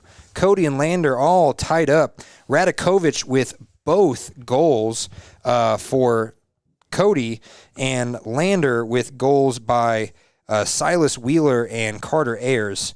And that is going to be the story of the game, is which one, Wheeler or Ayers, has the better game at the end of this, because for the most part this season, Carter Ayers has had one heck of a game every game. He just hasn't been able to put it in the goal as much as he may have liked. So at the moment, it's 2-2, and if you've been watching this whole time, you can tell Lander's getting caught with their pants down a little bit. They have had a couple different moments where their defense was not set up. Cody got behind them, and if it weren't for a couple good moves by either the goalie, Aiden Hayford, or a couple by Lozier and Wetsky, they would most likely be down because they have been caught with the offense of Cody far behind the defense of Lander with no offsides calls. So they're lucky that it's only 2-2. They also could have a couple more goals themselves. They've had 2 or 3 shots on the goal, including a corner kick that ended in a header that almost went in. So they have had their opportunities as well. Right now, I'm sure Coach Brett Pren's trying to tell them to buck up on their defense just a tidbit, and I'm sure that there's got to be 1 or 2 players that want to feel the ball just a little bit more in this second half. I feel like one of those might be Bear Blackburn. Finn Richards doing a great job on the outside, keeping the ball in play and getting some good passes in. But right now, Bear Blackburn is just being harassed every time he gets the ball. And good triangle passing throughout for Lander and for Cody. They have really just been a one-man show. It's been Carter Gale, and in the most part for the goals, it's been Wilkins Radakovich, but he wouldn't be there without Carter Gale with the corner kick as well as the assist on the first pass. So they got to figure out a way to stop Radakovich. If they can get no more corner kicks from Cody, that would be a victory for Lander, whether this ends in a tie, a loss, or a win. So with 4 minutes, 10 seconds to go before halftime is over, I'm going to take you back to our sponsors. If it weren't for them, you would not even be able to hear my voice or watch this game. So big thank you to our sponsors, including Central Wyoming College. For more information on their 4-year bachelor's degree programs, as well as how to gain those degrees from the comfort of your own home, be sure to visit cwc.edu. Central Wyoming College, make your way out here. Riverton's Hampton Inn & Suites is proud to sponsor our youth athletics in Fremont County.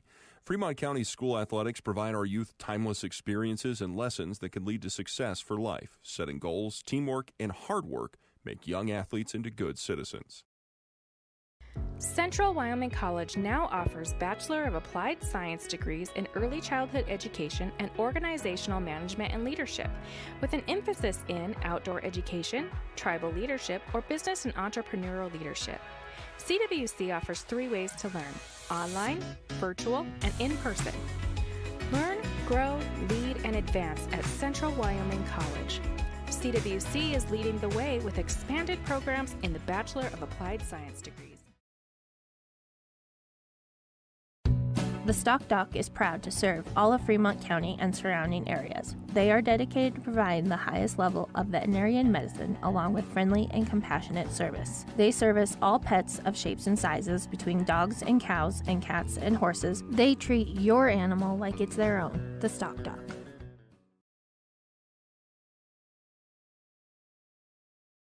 Hometown Freedom Healthcare, making healthcare great. Providing coverage in family medicine, women's health, pediatrics, and mental health. Meet providers Tara Blumenshine and Adina Vasco and Jessica Rodriguez. Come see us at Hometown Freedom Healthcare, locally owned, 463-0541.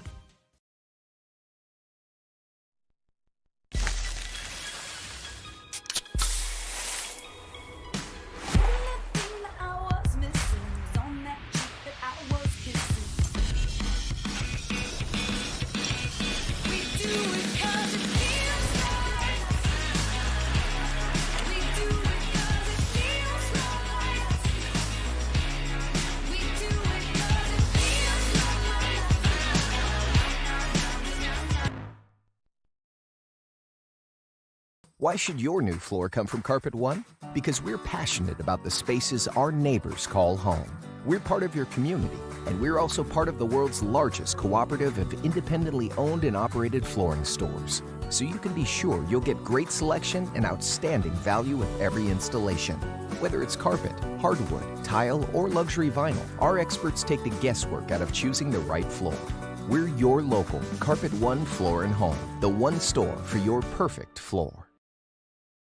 Is your resolution this year to be healthier? You may have made a commitment to improve your physical health, but don't forget about your financial health. Atlantic City Federal Credit Union is listed as one of the healthiest credit unions in the U.S., and we are the healthiest credit union in Wyoming, according to depositaccounts.com. Don't risk having your accounts anywhere else. Become a member today and accomplish your first resolution by becoming healthier. Financially speaking, that is. Federally insured by NCUA. Open your eyes to a credit union. Atlantic City Federal Credit Union.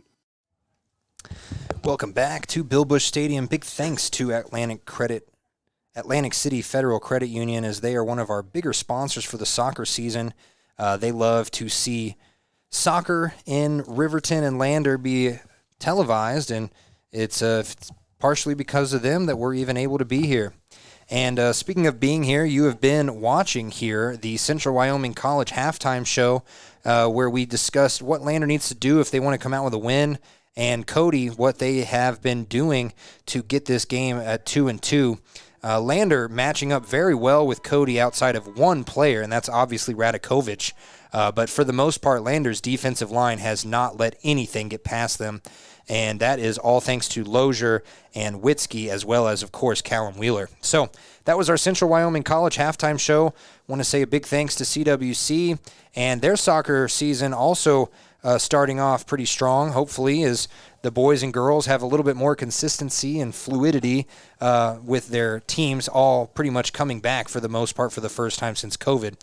And so with this, if you want to learn more about Central Wyoming College's 4-year bachelor degree programs or how to earn your degree from CWC in the comfort of your own house, be sure to visit cwc.edu. Central Wyoming College, make your way out here.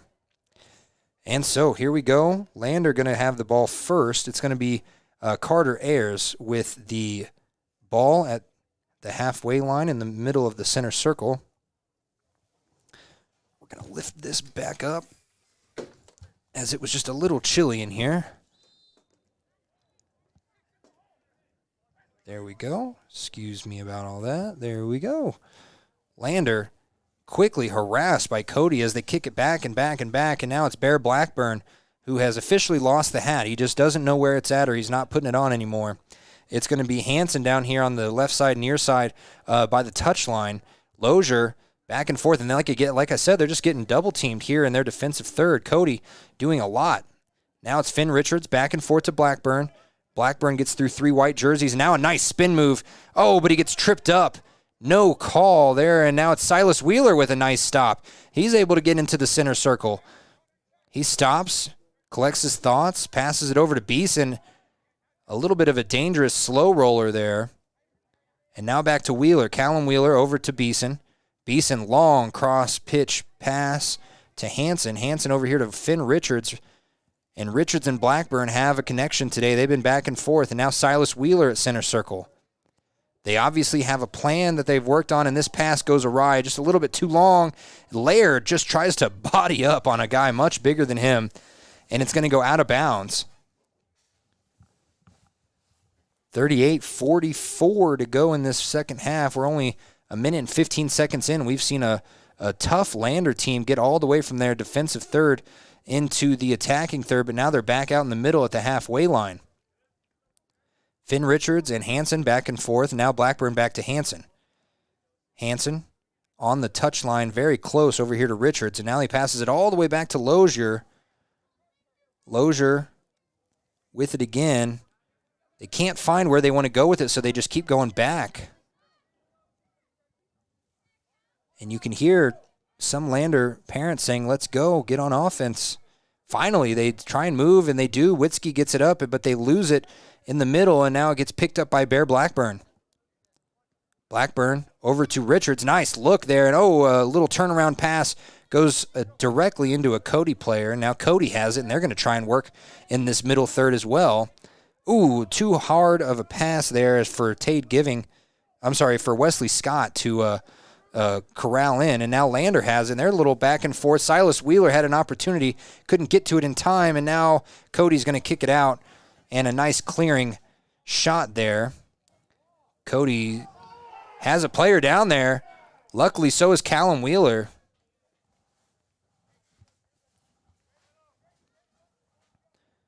And I didn't see what happened there. Maybe an offsides. Wheeler's going to get this, though, and he's going to stop it and put it down at the 28-yard line. 29-yard line, really. See what he does here. He's going to go short over here to Silas Wheeler. Wheeler to Wheeler here. Wheeler pushes it to Beeson. Beeson pushes it even further to Witzke on the far side touchline. Oh, and a bad pass to Wheeler. I'm sorry, to Otis Beeson. Oh, my goodness. I'm sorry. To Bear Blackburn. And Otis Beeson and Finn Richards finally gets it back here, and he goes out of bounds. And they're going to call that off of Cody, luckily. I saw that. That was definitely off of Richards. And now a little push and a fall. And Silas Wheeler picks up that penalty there. No one's really picking him up. It's going to be Lozier.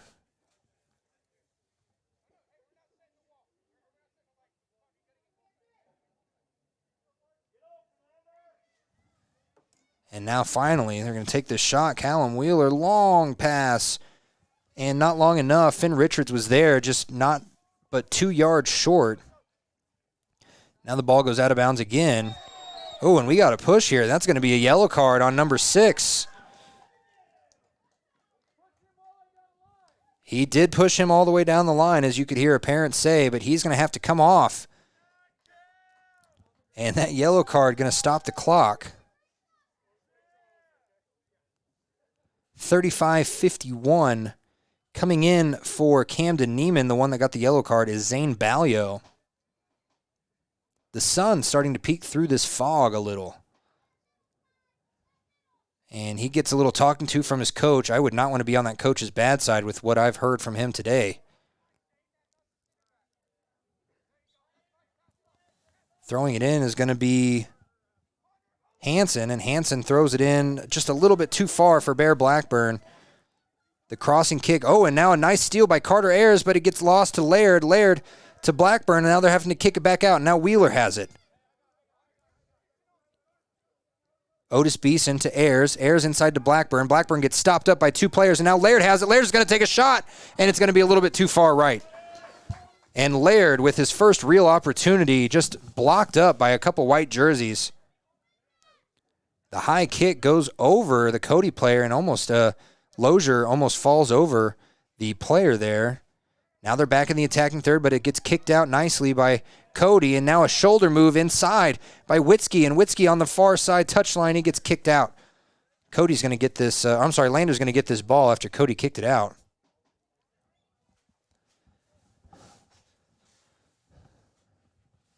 The sun not providing any warmth, but definitely giving us some light here on the field, on the pitch, here at Bill Bush Stadium. It's not too late. If you're watching this and you live near the Lander area, you can come out and cheer on these Tigers. We also have a game tomorrow. Noon is the girls versus Pal, and then 2 o'clock is the boys versus Pal. I'm looking at the starters here for Pal tomorrow. They've got a good amount of players as well. Lander Valley kicks it too far back, and it's going to go out of bounds. 34-13 to go in this game. Still 2-2.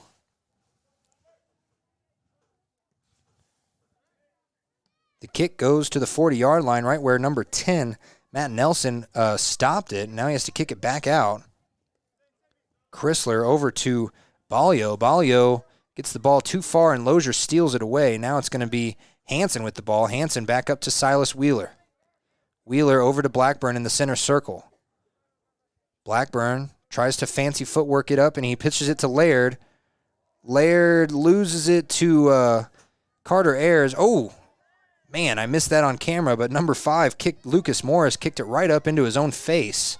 And that led to Otis Beeson getting in there and getting a little bit of time to get the ball, and now it's in Lander's court here. Silas Wheeler over to Beeson. Beeson, straight kick into Connor Moss. Moss was not even near a Lander player. Now a little back and forth here as Hansen steals it. Hansen with a big push, and they're going to call that. No card, but definitely a big push here.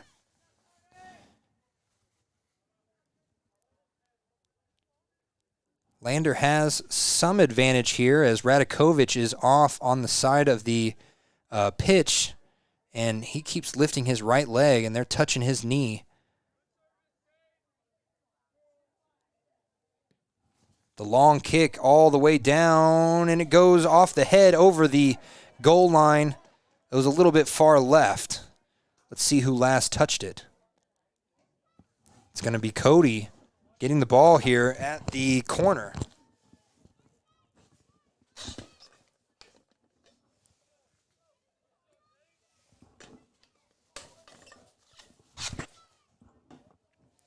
This corner kick, sorry, I had to drink a bit of water here. This corner kick incoming, high and off the head of Lander. It goes out, nice clear, gets into the feet of Finn Richards, and then they call it dead at some point here. Still 2-2. We're just going to get a goal kick here.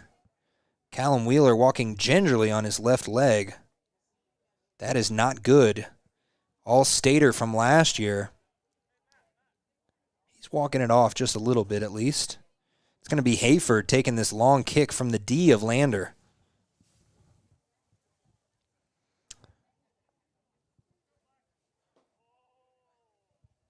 Kick is low and over to the far side touchline to Witzke. Witzke, the pass a little bit too hard for Silas Wheeler. And now Cody with it on the far side touchline. Oh, gets a Lander player to fall on his back with the pass, and now they're going to go into the attacking third, and they're lucky that Hayford was there because Hayford saw it peek through two different Lander players and ran right towards it. 31 minutes exactly to go. Hayford, a high flying ball, not very far into the feet of Finn Richards, who passes it back out to Bear Blackburn. Now Carter Ayers has it. Ayers kicks it over to Silas Wheeler. Wheeler now has it. He's sprinting with it. He runs into a wall, though. I don't know what his plan was to get past that wall. And it's going to go out of bounds. And it's going to be last touched by Cody. 30 minutes, 27 seconds to go. Who's throwing it in over there? Typically I have... That was Witzke throwing it in. Witzke throws it straight in and goes right out of bounds again off the chest of a Cody player. Wash, rinse, repeat, as Kevin Shields would say. Throws it into Silas Wheeler on the left side touchline. He gets it right back to Witzke. Witzke going to take a long kick, and it's going to go into the hands of number 22, Evan Owen, their goalie. Owen directing traffic, kicking it deep. Almost gets it to Gale. Luckily, there was a Callum Wheeler was there to head it out. Lozier and Wheeler both wearing black stocking caps. That's how I'm telling most of these players apart right now. And coming back in is Radakovic. Also looks like the player Camden Neiman got a yellow card. He is back in as well. I'm sure he got a stern talking to by Coach. I don't have a coach's name for Cody right now. Carter Ayers gives it off to Finn Richards. Nice pass back to Ayers, but it's stolen away by Giving. And Giving back over to Neiman. Neiman takes a long pass, and it goes off the leg of Radakovic. And they're going to call that off of Lander somehow. That hit off the side of Radakovic. The throw-in, a header to Neiman. And it won't really matter in the end anyways. Lozier passes it off, and Wheeler gets it stolen away by these white jerseys. Suddenly, Cody is in the attacking third. Lander gets it back out. Now Finn Richards has it off a pass by Bear Blackburn. Richards looking to cross, looking over, and he finds Silas Wheeler, but he gets tripped up. Again, Silas Wheeler has hit the dirt a lot. So has Finn Richards. Now Cody over to Neiman. Neiman looks to take something here. He gets it back and forth, and nice defense by Craig Hansen. Throwing it in now is going to be Jarrett Chrysler. Still 2-2, 8 minutes away from the halfway mark. Cody's inbound pass goes a little awry. Now it goes into the middle, and Radakovic has it on the right side at the corner of the goal box. Stolen away nicely by Callum Wheeler. Wheeler hits the dirt. Now Gale has it, and a slide by Witzke doesn't do anything as Gale trips up now, and there's a couple different calls here. Oh, no, this could be a penalty kick for Gale. The fans definitely having their voices heard here. It will not be a penalty kick. It'll be a free kick from the right side. That's right outside the box. He got very lucky. That was not called inside the box, or else we would have a penalty kick. This will basically act as a corner kick, a little bit closer. Still have to watch Radakovic. Radakovic waiting patiently. High pass, and Hayford. Oh, no. Hayford ran up and put a hand on it, and Radakovic looked to kick it, and it looked like he kicked Hayford just kind of in the stomach. The ball went way up in the air. I don't know which Cody player threw that, but that's a foul. That's a penalty in some places. Some refs are just letting it go, and Hayford definitely taking a breather after that one.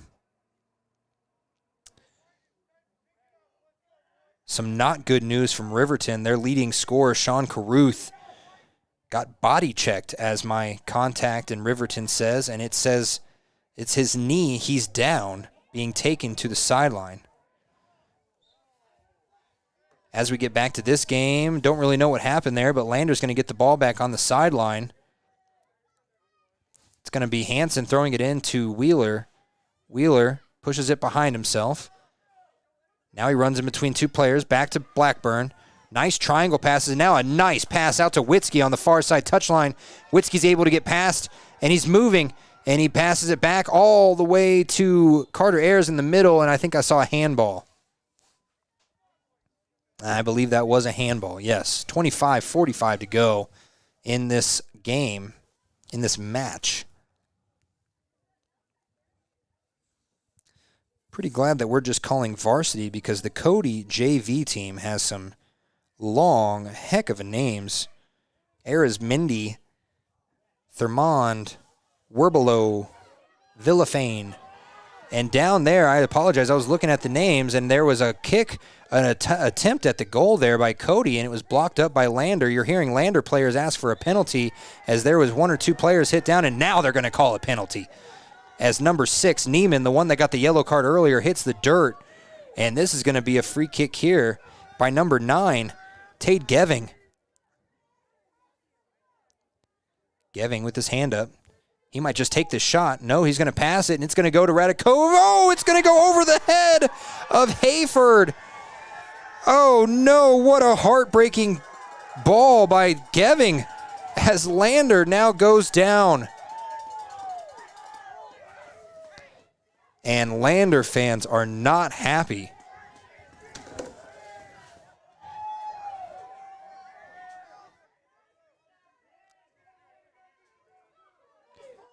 And it just curled in over the head of Hayford. Hayford, if he was just about 2 inches taller, might have been able to get that. And it's 24-52 when that goal was scored, so I'm going to let this clock roll down. 24-44 now. Silas Wheeler, just gets pushed over. This Cody team, both the girls and the boys, very physical. And now Silas Wheeler with a nice sliding kick, almost goes out of bounds, but saved here by Neiman. Neiman up against the touchline, and he is selling it every time he falls. I'm not saying that he's not getting pushed, but he is selling it. Goes out of bounds. He throws it in now to number 8, Wesley Scott. Scott all the way over. Sorry, I got to get my camera to cover the whole field here. Now Bear Blackburn tries to kick it out, and it just goes up in the air. Bunch of physicality happening here. Refs telling him to get up rather than call. And Laird with a nice little move in between two players. He's going to have a long pass. I don't know why he passed it like that. Finn Richards was not even close to prepared for that. Laird could have taken a few more seconds and looked at his surroundings. Now Cody with a long pass of their own. It's going to go out the back of the goal line most likely, and yes, it will. 23-40 to go in this game. Lander fans still visibly upset about that third goal and how it happened.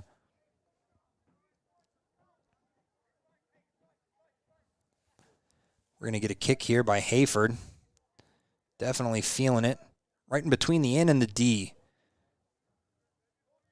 Kicks it to about the 40-yard line, gets kicked up in the air, and now Bear Blackburn has to try and do something with it. Wetzky jumps and kicks it in the air. Still hasn't left this little area about 5 yards square, and now it finally does. The attacking third for Cody as Radakovich heads it. He is really good at using his head to get the ball where he needs it to go. Over to Colby Ballio. Now it's inside. Gale looking to streak towards it. Nelson has it. He just can't get it to him. Now he tries. Gale on the far side touchline. Tries to move around Witzke. Witzke does not allow that at all. Now Lozier, as he gets tripped up, they're going to call that.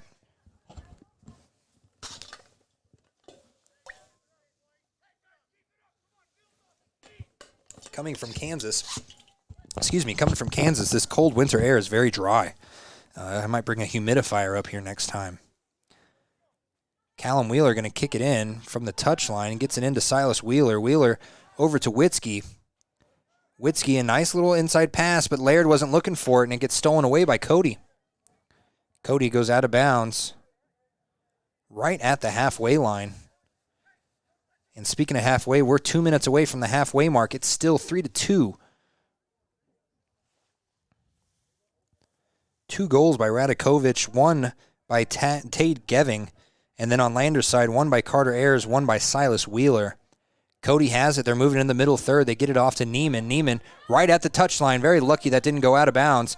He gets it off inside now to Radakovich. Back out, and it's going to be kicked out of bounds. Who by, though? Oh, wow, they're saying it was last touch by Lander. They're going to give it to Cody here. Jarrett Chrysler going to throw it in. Lots of Cody players, hands on their hips, and they bring in a couple subs here. Ball goes in to number 8, Wesley Scott. He kicks it all the way back here to the guy that just scored the goal, Tate Geving. Long pass by Geving to try and get it to a jumping Radakovich. And if that guy had one move on FIFA, it would be the jumping header. Cody's coach saying it's going to be hard, but get that ball right back. And they're not trying at all. They must not hear him. If I can hear him, I know they can hear him. Otis Beeson has his pass blocked back to himself, and now it's over in the middle third. Trying to get it past Silas Wheeler is Cody, and Silas Wheeler ends up just falling on his butt. Bear Blackburn over to Finn Richards. Richards gets it stolen away. And now Neiman. High kick over to Radakovich. Kovic going to take a lefter. It's going to be too far to the right of the goal. It's very hard to run the camera and call the game as I look down at the names and look through my binoculars. So I missed that look on the goal, but Radakovich with his left foot just kicked it and pulled it a little bit too far to the right.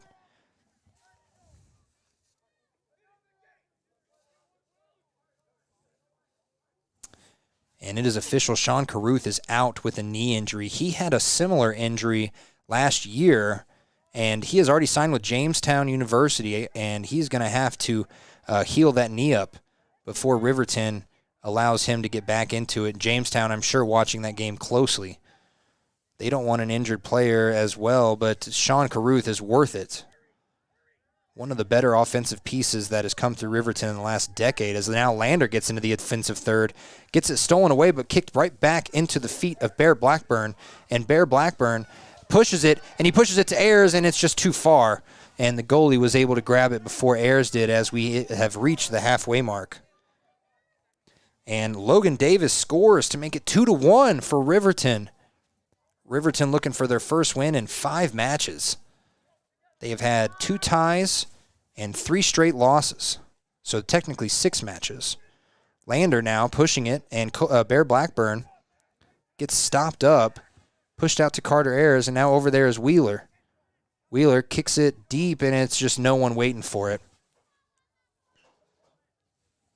Cody playing some stout defense whenever it actually comes time to have to play. They have not allowed a shot on the goal, really, in this second half. Finn Richards gives it back out to Hansen. Hansen back to Richards. Richards back to Hansen and gets stolen away by Neiman, and Neiman's going to run with it. Neiman's going to stop, cross over, and he's going to take a crossing kick, and it gets stolen away by Callum Wheeler. Nicely done by Wheeler, the All-Stater. Wheeler now moving and grooving to Silas Wheeler. Wheeler tries to give it over to Laird, finally does. Laird almost runs past it. He has to stop. Oh, and now he's going to get stopped up and tripped over.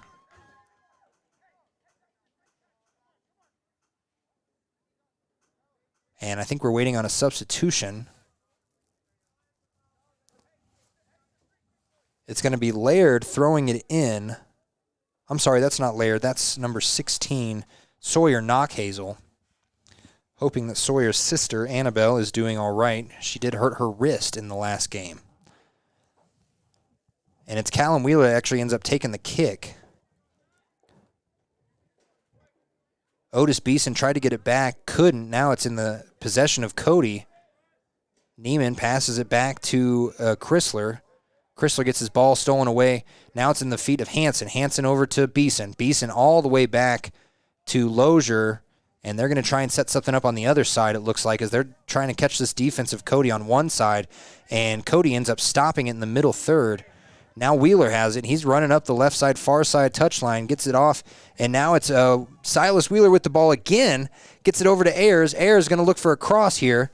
He has to stop and pick up his dribble, and he stops again, keeps going around and around.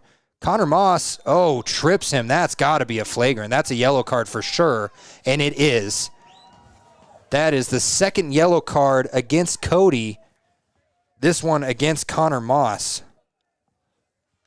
And did it happen in the box?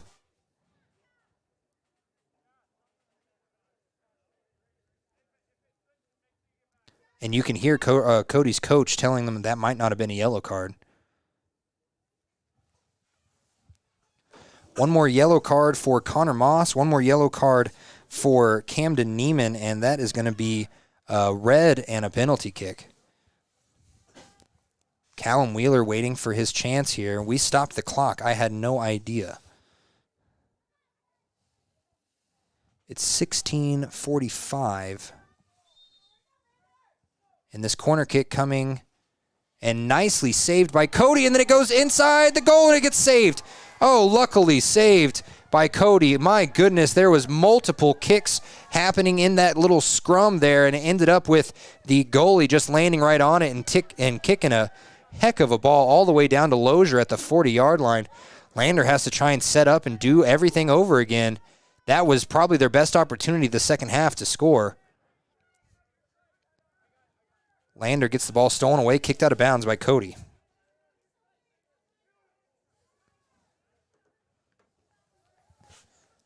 And a high ball. I don't know what happened, but they just kicked the ball pretty much about it looks like a half mile away over the fence here. I feel bad for the ball boy that has to go get that one. Otis Beeson has it now in the middle of the pitch, and he has to give it right back.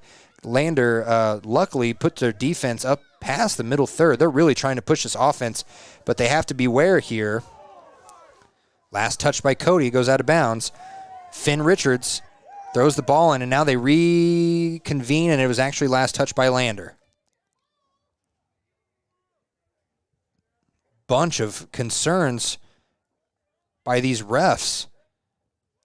The fans, I might have the hiccups here. That would not be good for on-air broadcasting, but the Lander fans really letting the refs have it right now. They're down 3-2. They feel like they could have had that opportunity again, and almost a header by Craig Hansen, but just too high for him. Now Cody has to head it in order to keep it out of bounds, and keep it inbounds, I should say, and it goes out of bounds. Quickly, Lander throws it in. I don't know if Bear Blackburn was even ready for it, as now Lander's in the attacking third, or defensive third again. Carter Gale tries to get the ball around Wheeler. That does not happen very often. Wheeler, a low pass over to Sawyer Knockhazel. Knockhazel now running with purpose. Down past the halfway line. He runs and passes it to Carter Ayers. Ayers now in the attacking third. He gets stopped up, but he passes around it. luckily, to Bear Blackburn. Blackburn, a leading pass to Beeson. Beeson got there in time. Now watch. Finn Richards back to Beeson. Beeson loses the ball, and it gets stolen away by Cody, kicked out of bounds. But it will be Lander's ball as Craig Hansen quickly throws it in to Finn Richards. Richards gets pushed over, no call, and Cody going to stay with it on the touchline. They somehow get it past Craig Hansen, and now they have the ball where they want it, but Callum Wheeler, he's not going to let that happen. Silas Wheeler now at the center circle, passes it to Carter Ayers. Ayers back to Wheeler. Wheeler to Otis Beeson. Beeson passes it inside to Finn Richards.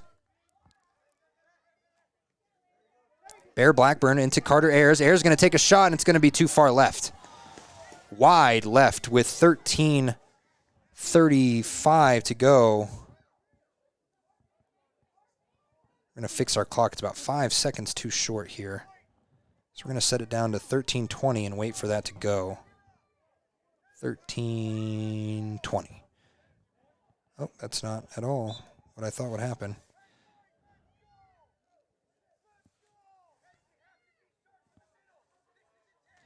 And the Cody gets the ball back, and they're trying to figure out something in the middle third. 13:03 to go. And quickly, my goodness, Callum Wheeler running it down, kicks it out of bounds. So 12:45 to go in this match. We're going to set it to 12:40. We're going to click start now. It's my first time with this clock, and we are trying to make sure that it works just fine. Now back over to Geving. Geving, high pass to Radakovic. Who else? But it was nicely saved by Wheeler. Wheeler had some hops of his own there to get the header in, and suddenly Silas Wheeler has it over on the far side touchline. He passes it to Ayers. Ayers still has it inside. He's going to sprint with it, try and run, passes it to Bear Blackburn at the halfway line. Blackburn finds an open Finn Richards. Richards can't hold on to the ball, tries to get it to Beeson. Beeson back to Richards. Richards, a leading pass that goes far too wide, and Geving kicks it way out. Now Craig Hansen, just trying to figure out which ball he's going to use, throws it way back to Lozier, and Lozier wasn't even ready for it. I don't know if he expected it, so they have to kick it all the way back to Hayford. And this is not what Coach Brett Prenz wanted on that possession, because now they have to start from scratch as they get it into the middle third. Luckily, Carter Ayers is there. Otis Beeson has it now. Back and forth between him, Laird, and it looks like Bear Blackburn. He has it now. He's going to try and take a little turn. He gets it to Finn Richards. Richards had a look at it at first, but he has to give it back out to Hansen. Hansen to Richards. Richards back over to Bear Blackburn. Blackburn gets stopped up and pushed over by Geving pretty much. Now to Wheeler. Silas Wheeler has it. Tries to move with his left foot over to Ayers. Ayers, they're just trying to turn this corner. Ayers finally does and tries to get a shot off, and it just bounces loosely off his feet. 11:03 to go in this game. Lander needs to do something, and they need to do something now. Throwing it in is Knockhazel, looking for someone that wants the ball. He finally ends up giving it over the head of Ayers, and that is not where he wanted to go with it. Ayers, a little cross, and it's going to go out of bounds. Geving just takes a wild kick, and it's going to go almost over the fence. Is this going to be a corner kick? It is going to be a corner kick. Taking that corner kick is going to be number 10. That's Bear Blackburn. Here we go. Let's see what happens. 10:30 to go. Kick is up and high and too far out in front. He wanted it to curl in just a little bit more. They still get the ball back. Otis Beeson has it now. And a couple players resorting to holding their stocking caps as they've just been physically pushed over and fallen enough times. And that ball off of the foot of Craig Hansen. Hansen has to kind of run back with his hat in his hand. And now Cody kind of toying with Lander in their defensive third a little. I don't know what they want to do. Hansen just throws his hat on the sideline, and they're going to kick the ball way deep and way out of bounds. It's going to be Lander ball. Hansen going to throw it in. Hansen does so right into the lap of Otis Beeson. Beeson over to Blackburn on the far side of the pitch. And that kick goes awry, bounces off the foot of a Cody player, but it ends up almost in Laird's lap. And Colton Laird, if he had just waited in that spot for 2 extra seconds, would have had an easy opportunity to turn and go upfield. Now Lander has to play defense, and they kick it right out of bounds. That's Callum Wheeler's main goal when it gets down there and there's no one to help him. Just kick it right out. Closing in on 9 minutes left to go in this game. 3-2. Lander having one of their better offensive days in the first half, have not had that much success in the second half. And they were offside, so this is going to be Callum Wheeler kicking the ball off from about the 1 yard line. Kicks it high and to the left, hugging that touch line, and it ends up getting headed right back into Carter Gale. Sorry, I almost said Colton Gale. Carter Gale's lap, and now Cody's moving with a purpose. They're moving, and they're going to take a shot, and it's going to go off of the hands of Hayford and into the back of the net. And who was that? That was number 10 for Cody, Matt Nelson, with another goal for Cody. So it's 4-2, and just like that, Lander's hopes of tying or winning this game quickly shrink.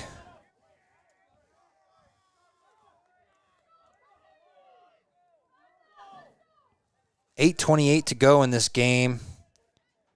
4-2 is now the score.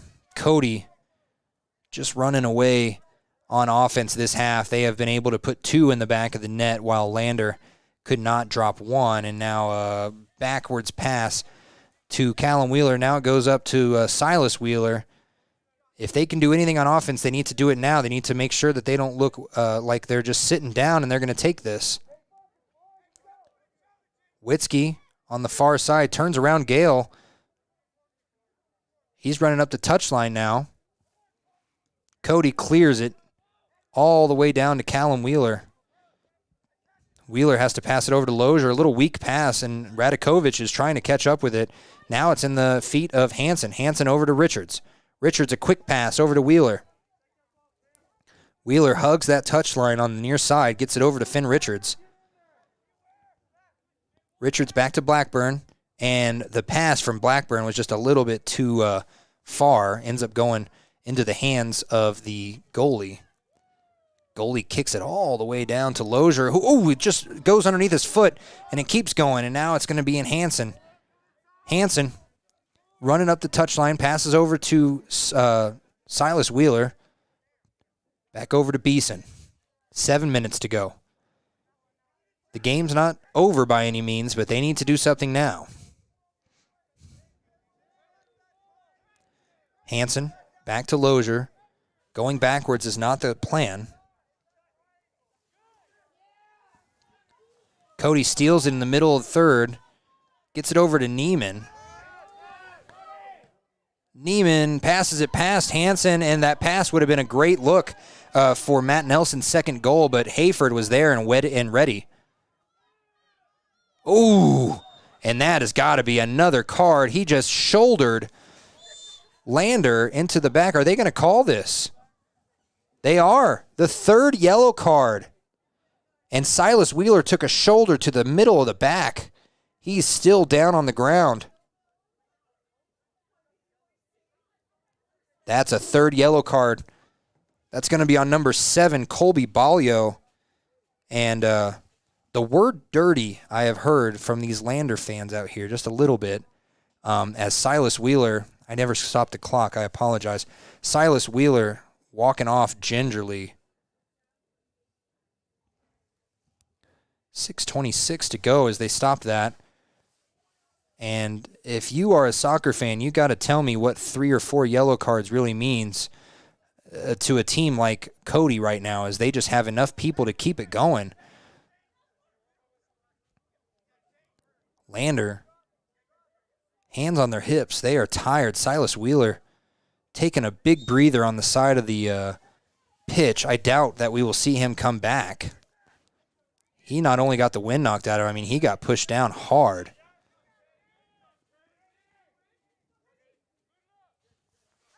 6:10 to go. Don't pay attention to my clock. 6:10 to go.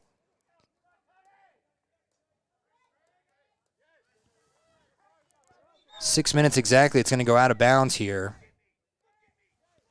Look at me, I hear from that coach over there. He is not having the best day. He might have popped a blood vessel by the end of this. Who knows?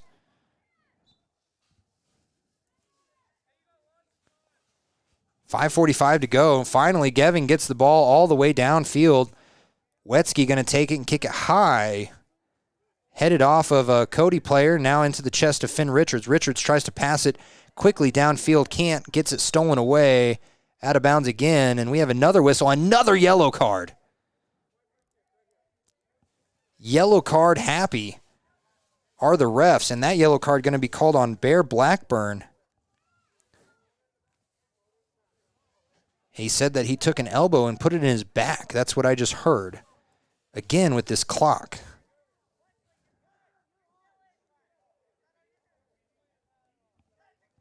.528 to go. Cody going to get this kick, this free kick here from about the 45-yard line. Waiting on the whistle here by the ref. And 4 yellow cards in today's game. Geving, long pass, perfectly placed, but perfectly executed there by Lozier to get that ball back out into the middle third for Lander. Just over 5 minutes. They need to get 2 goals, and that's not going to help if they pass it away like that. Finn Richards heads it, loses his hat, tries to get it to Laird, and then the ball goes out of bounds. Last touch by Cody. Hansen going to throw it in. Throws it into Laird. It hits off the back of his ankle. And now a long pass over to Callum Wheeler. Defense going to have to come in onto the offensive side. Losing by 3, it might be worth it if you can get a goal and make it a 1-point game. But now Radakovic steals it, gets it back out to Nelson. Nelson, high pass, gets kicked away by Lander. Lander not moving with a lot of energy right now. They are definitely feeling the tiredness and the conditioning that they probably have not had very much of with the snow out here. Again, on Tuesday and Wednesday, it was sunny. Yesterday, it was cooling down a little. Today, it snowed. Can't really tell as it didn't stick. Goes out of bounds on Cody there. Hansen throws it in. But yes, the snow looked to be finally gone and then suddenly just came back with a vengeance today. Craig Hansen definitely doing the most of any Lander player right now. Tries to get it around, but Cody ends up stealing, kicking it far and deep and into the attacking third, and Gale's going to have a look. He stops it right on the goal line, goes out of bounds. Last touched by Lander. We're going to get another corner kick here.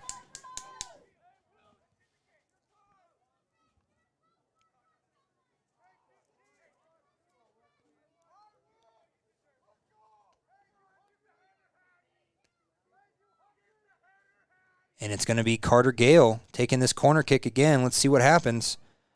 High, almost headed by Radakovic again.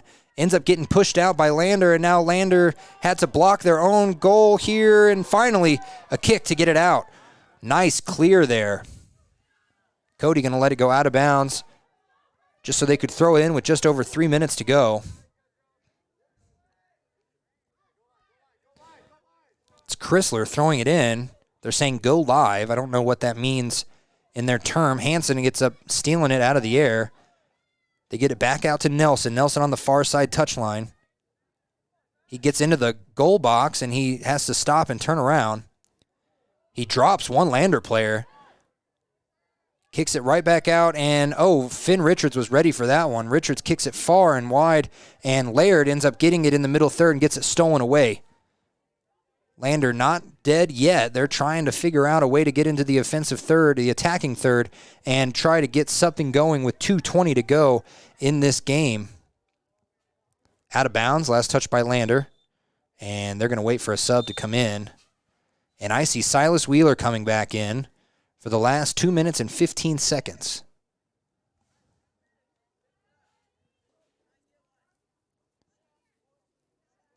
Cody's coach has some words for number 8, Wesley Scott, saying you should have been there. I wonder if he was meaning on that last play. 2:09 to go in this game. It has flown by today, especially with the cold. You'd think that it would drag on, but today has been a good day for the Lander Lady Tigers. Not as good for the boys.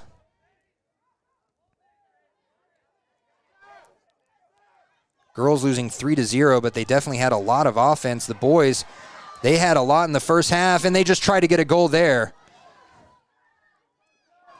As I was reading the wrong score, I thought that Lander had 3, and I remembered that Cody had 3. And now Finn Richards trying to run the corner, trying to get across. He goes high, goes too high, and it's going to go far out on the other side. Cody's going to wait for it.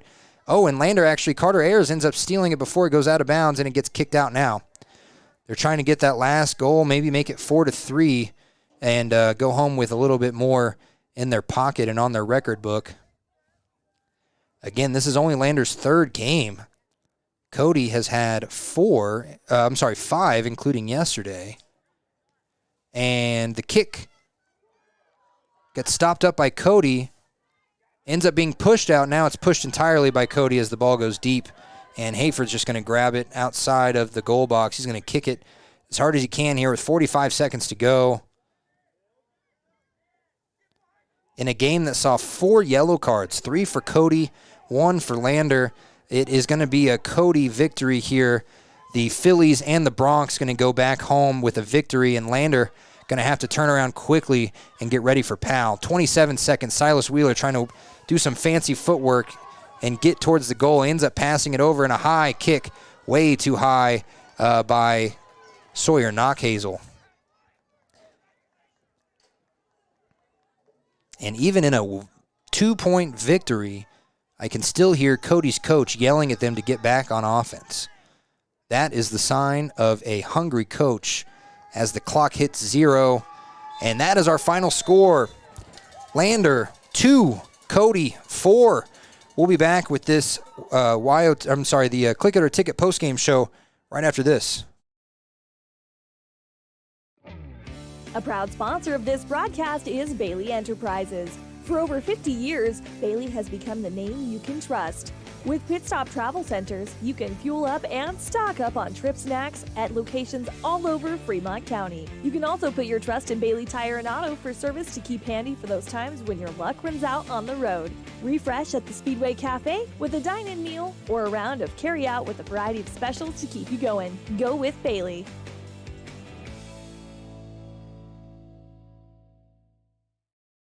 Some say healthcare is a calling. Taking care of others. It's who we are. It's what we do. And what we love. For decades, Sage West Healthcare has been here. For the expected and the unexpected moments in life. As one of the region's largest employers, we're investing in our communities through donated services and charitable contributions. We're investing in our people, technologies, and facilities, so better care is more convenient and available to everyone, right here, close to you and the things that matter most. From maternity through maturity, from pediatrics to primary care, we're making a difference by improving life and health in our communities we love. Sage West Healthcare. Be well, live well. That's why we're here.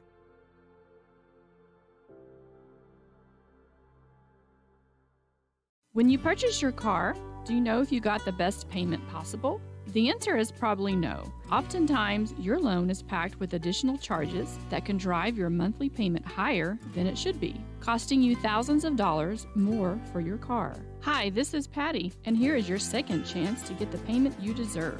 Visit Atlantic City Federal Credit Union today for a courtesy loan review. We've helped our members save money by refinancing their vehicle with us. Now it's your turn. Open your eyes to a credit union. Atlantic City Federal Credit Union. Natural Health Solutions offers treatments for a variety of conditions, along with nutritional counseling, chiropractic, acupuncture, and more. Treatment plans designed individually to optimize your health. Call for an appointment, 856-8181 today. From the wide open spaces to the canyon near you, Wyoming.com is reaching more homes and businesses than ever before. For more than 25 years, we've aimed to provide the best internet and phone service to meet the needs of our customers all across the great state of Wyoming. Now it's getting even better. Wyoming.com, expanding to an area near you. Wyoming.com. We're out there. From the field to the court to the pool and beyond, Fremont County athletes give their blood, sweat, and tears for their teammates and community. Why compromise that with alcohol or marijuana? Help your athlete make the most of their playing time by avoiding the dangers and impact that substance use can have on their performance and future. For more resources and information, visit FremontCountyPrevention.com. WyoGlass wants to wish all the Lander Valley Tiger teams good luck this year. WyoGlass is locally owned and operated in Lander. They bleed green. Call or stop in today to get a quote on a window or get a quick fix on your window for a rock chip. WyoGlass is Lander. Welcome back here to Bill Bush Stadium, where we have just seen Lander lose both games to the Cody Bronx and the Cody Fillies. The Lander boys losing 4-2. Lander girls losing 3-0. And that is not at all what they obviously wanted. They wanted to win their second game of the season and not lose their second game of the season. So they're going to have to do something here if they want to get this win tomorrow on Powell. They both have to work on their offensive goals a little bit more. They need to work on getting into that attacking third a little bit easier, a little bit earlier. Right now, the Cody boys huddling up, trying to make sure they can get home okay, and the Lander boys huddling up, talking about what might be one of their better games of the season. Obviously, they've only had 3 games, but it felt like that early in the first half, and when they had 2 goals and it was tied 2-2 at half, you really didn't know which team was going to come out of the halftime. And I think that it was pretty obvious that Cody came out with a much different, much more aggressive attacking plan, and Lander looked to try and do the same thing that they were doing in the first, and that was get it to Carter and Bear Blackburn, in the attacking third. It just didn't work. So Lander losing 4-2 in the boys' game, 3-0 in the girls' game.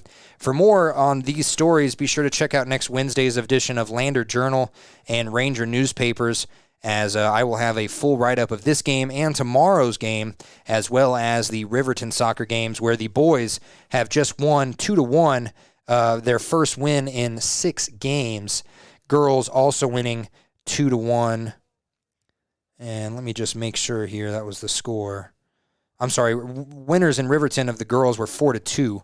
So 2-1 for the boys in Riverton, 4-2 for the girls in Riverton, the exact opposite of today's game in Lander, as Lander loses both theirs. So we are going to let you go and get home safely. Be sure, if you are driving where there's still snow falling, to take it slow. Remember, 82% of Wyomingites wear their seatbelt, and if you want to help bring that to 100%, wear your seatbelt every day, all the time. Click It or Ticket. That is our post-game show, sponsored by Click It or Ticket. And can't wait to see y'all tomorrow. Again, we have a 12 o'clock kickoff. The Powell Lady Panthers going to take on the Lander Valley Lady Tigers at noon, with the Panthers taking on the Tigers at 2 o'clock right after. We will see you then right here on WyoToday's YouTube page. I've been Sean O'Bray. Thanks for listening. We'll talk to you tomorrow.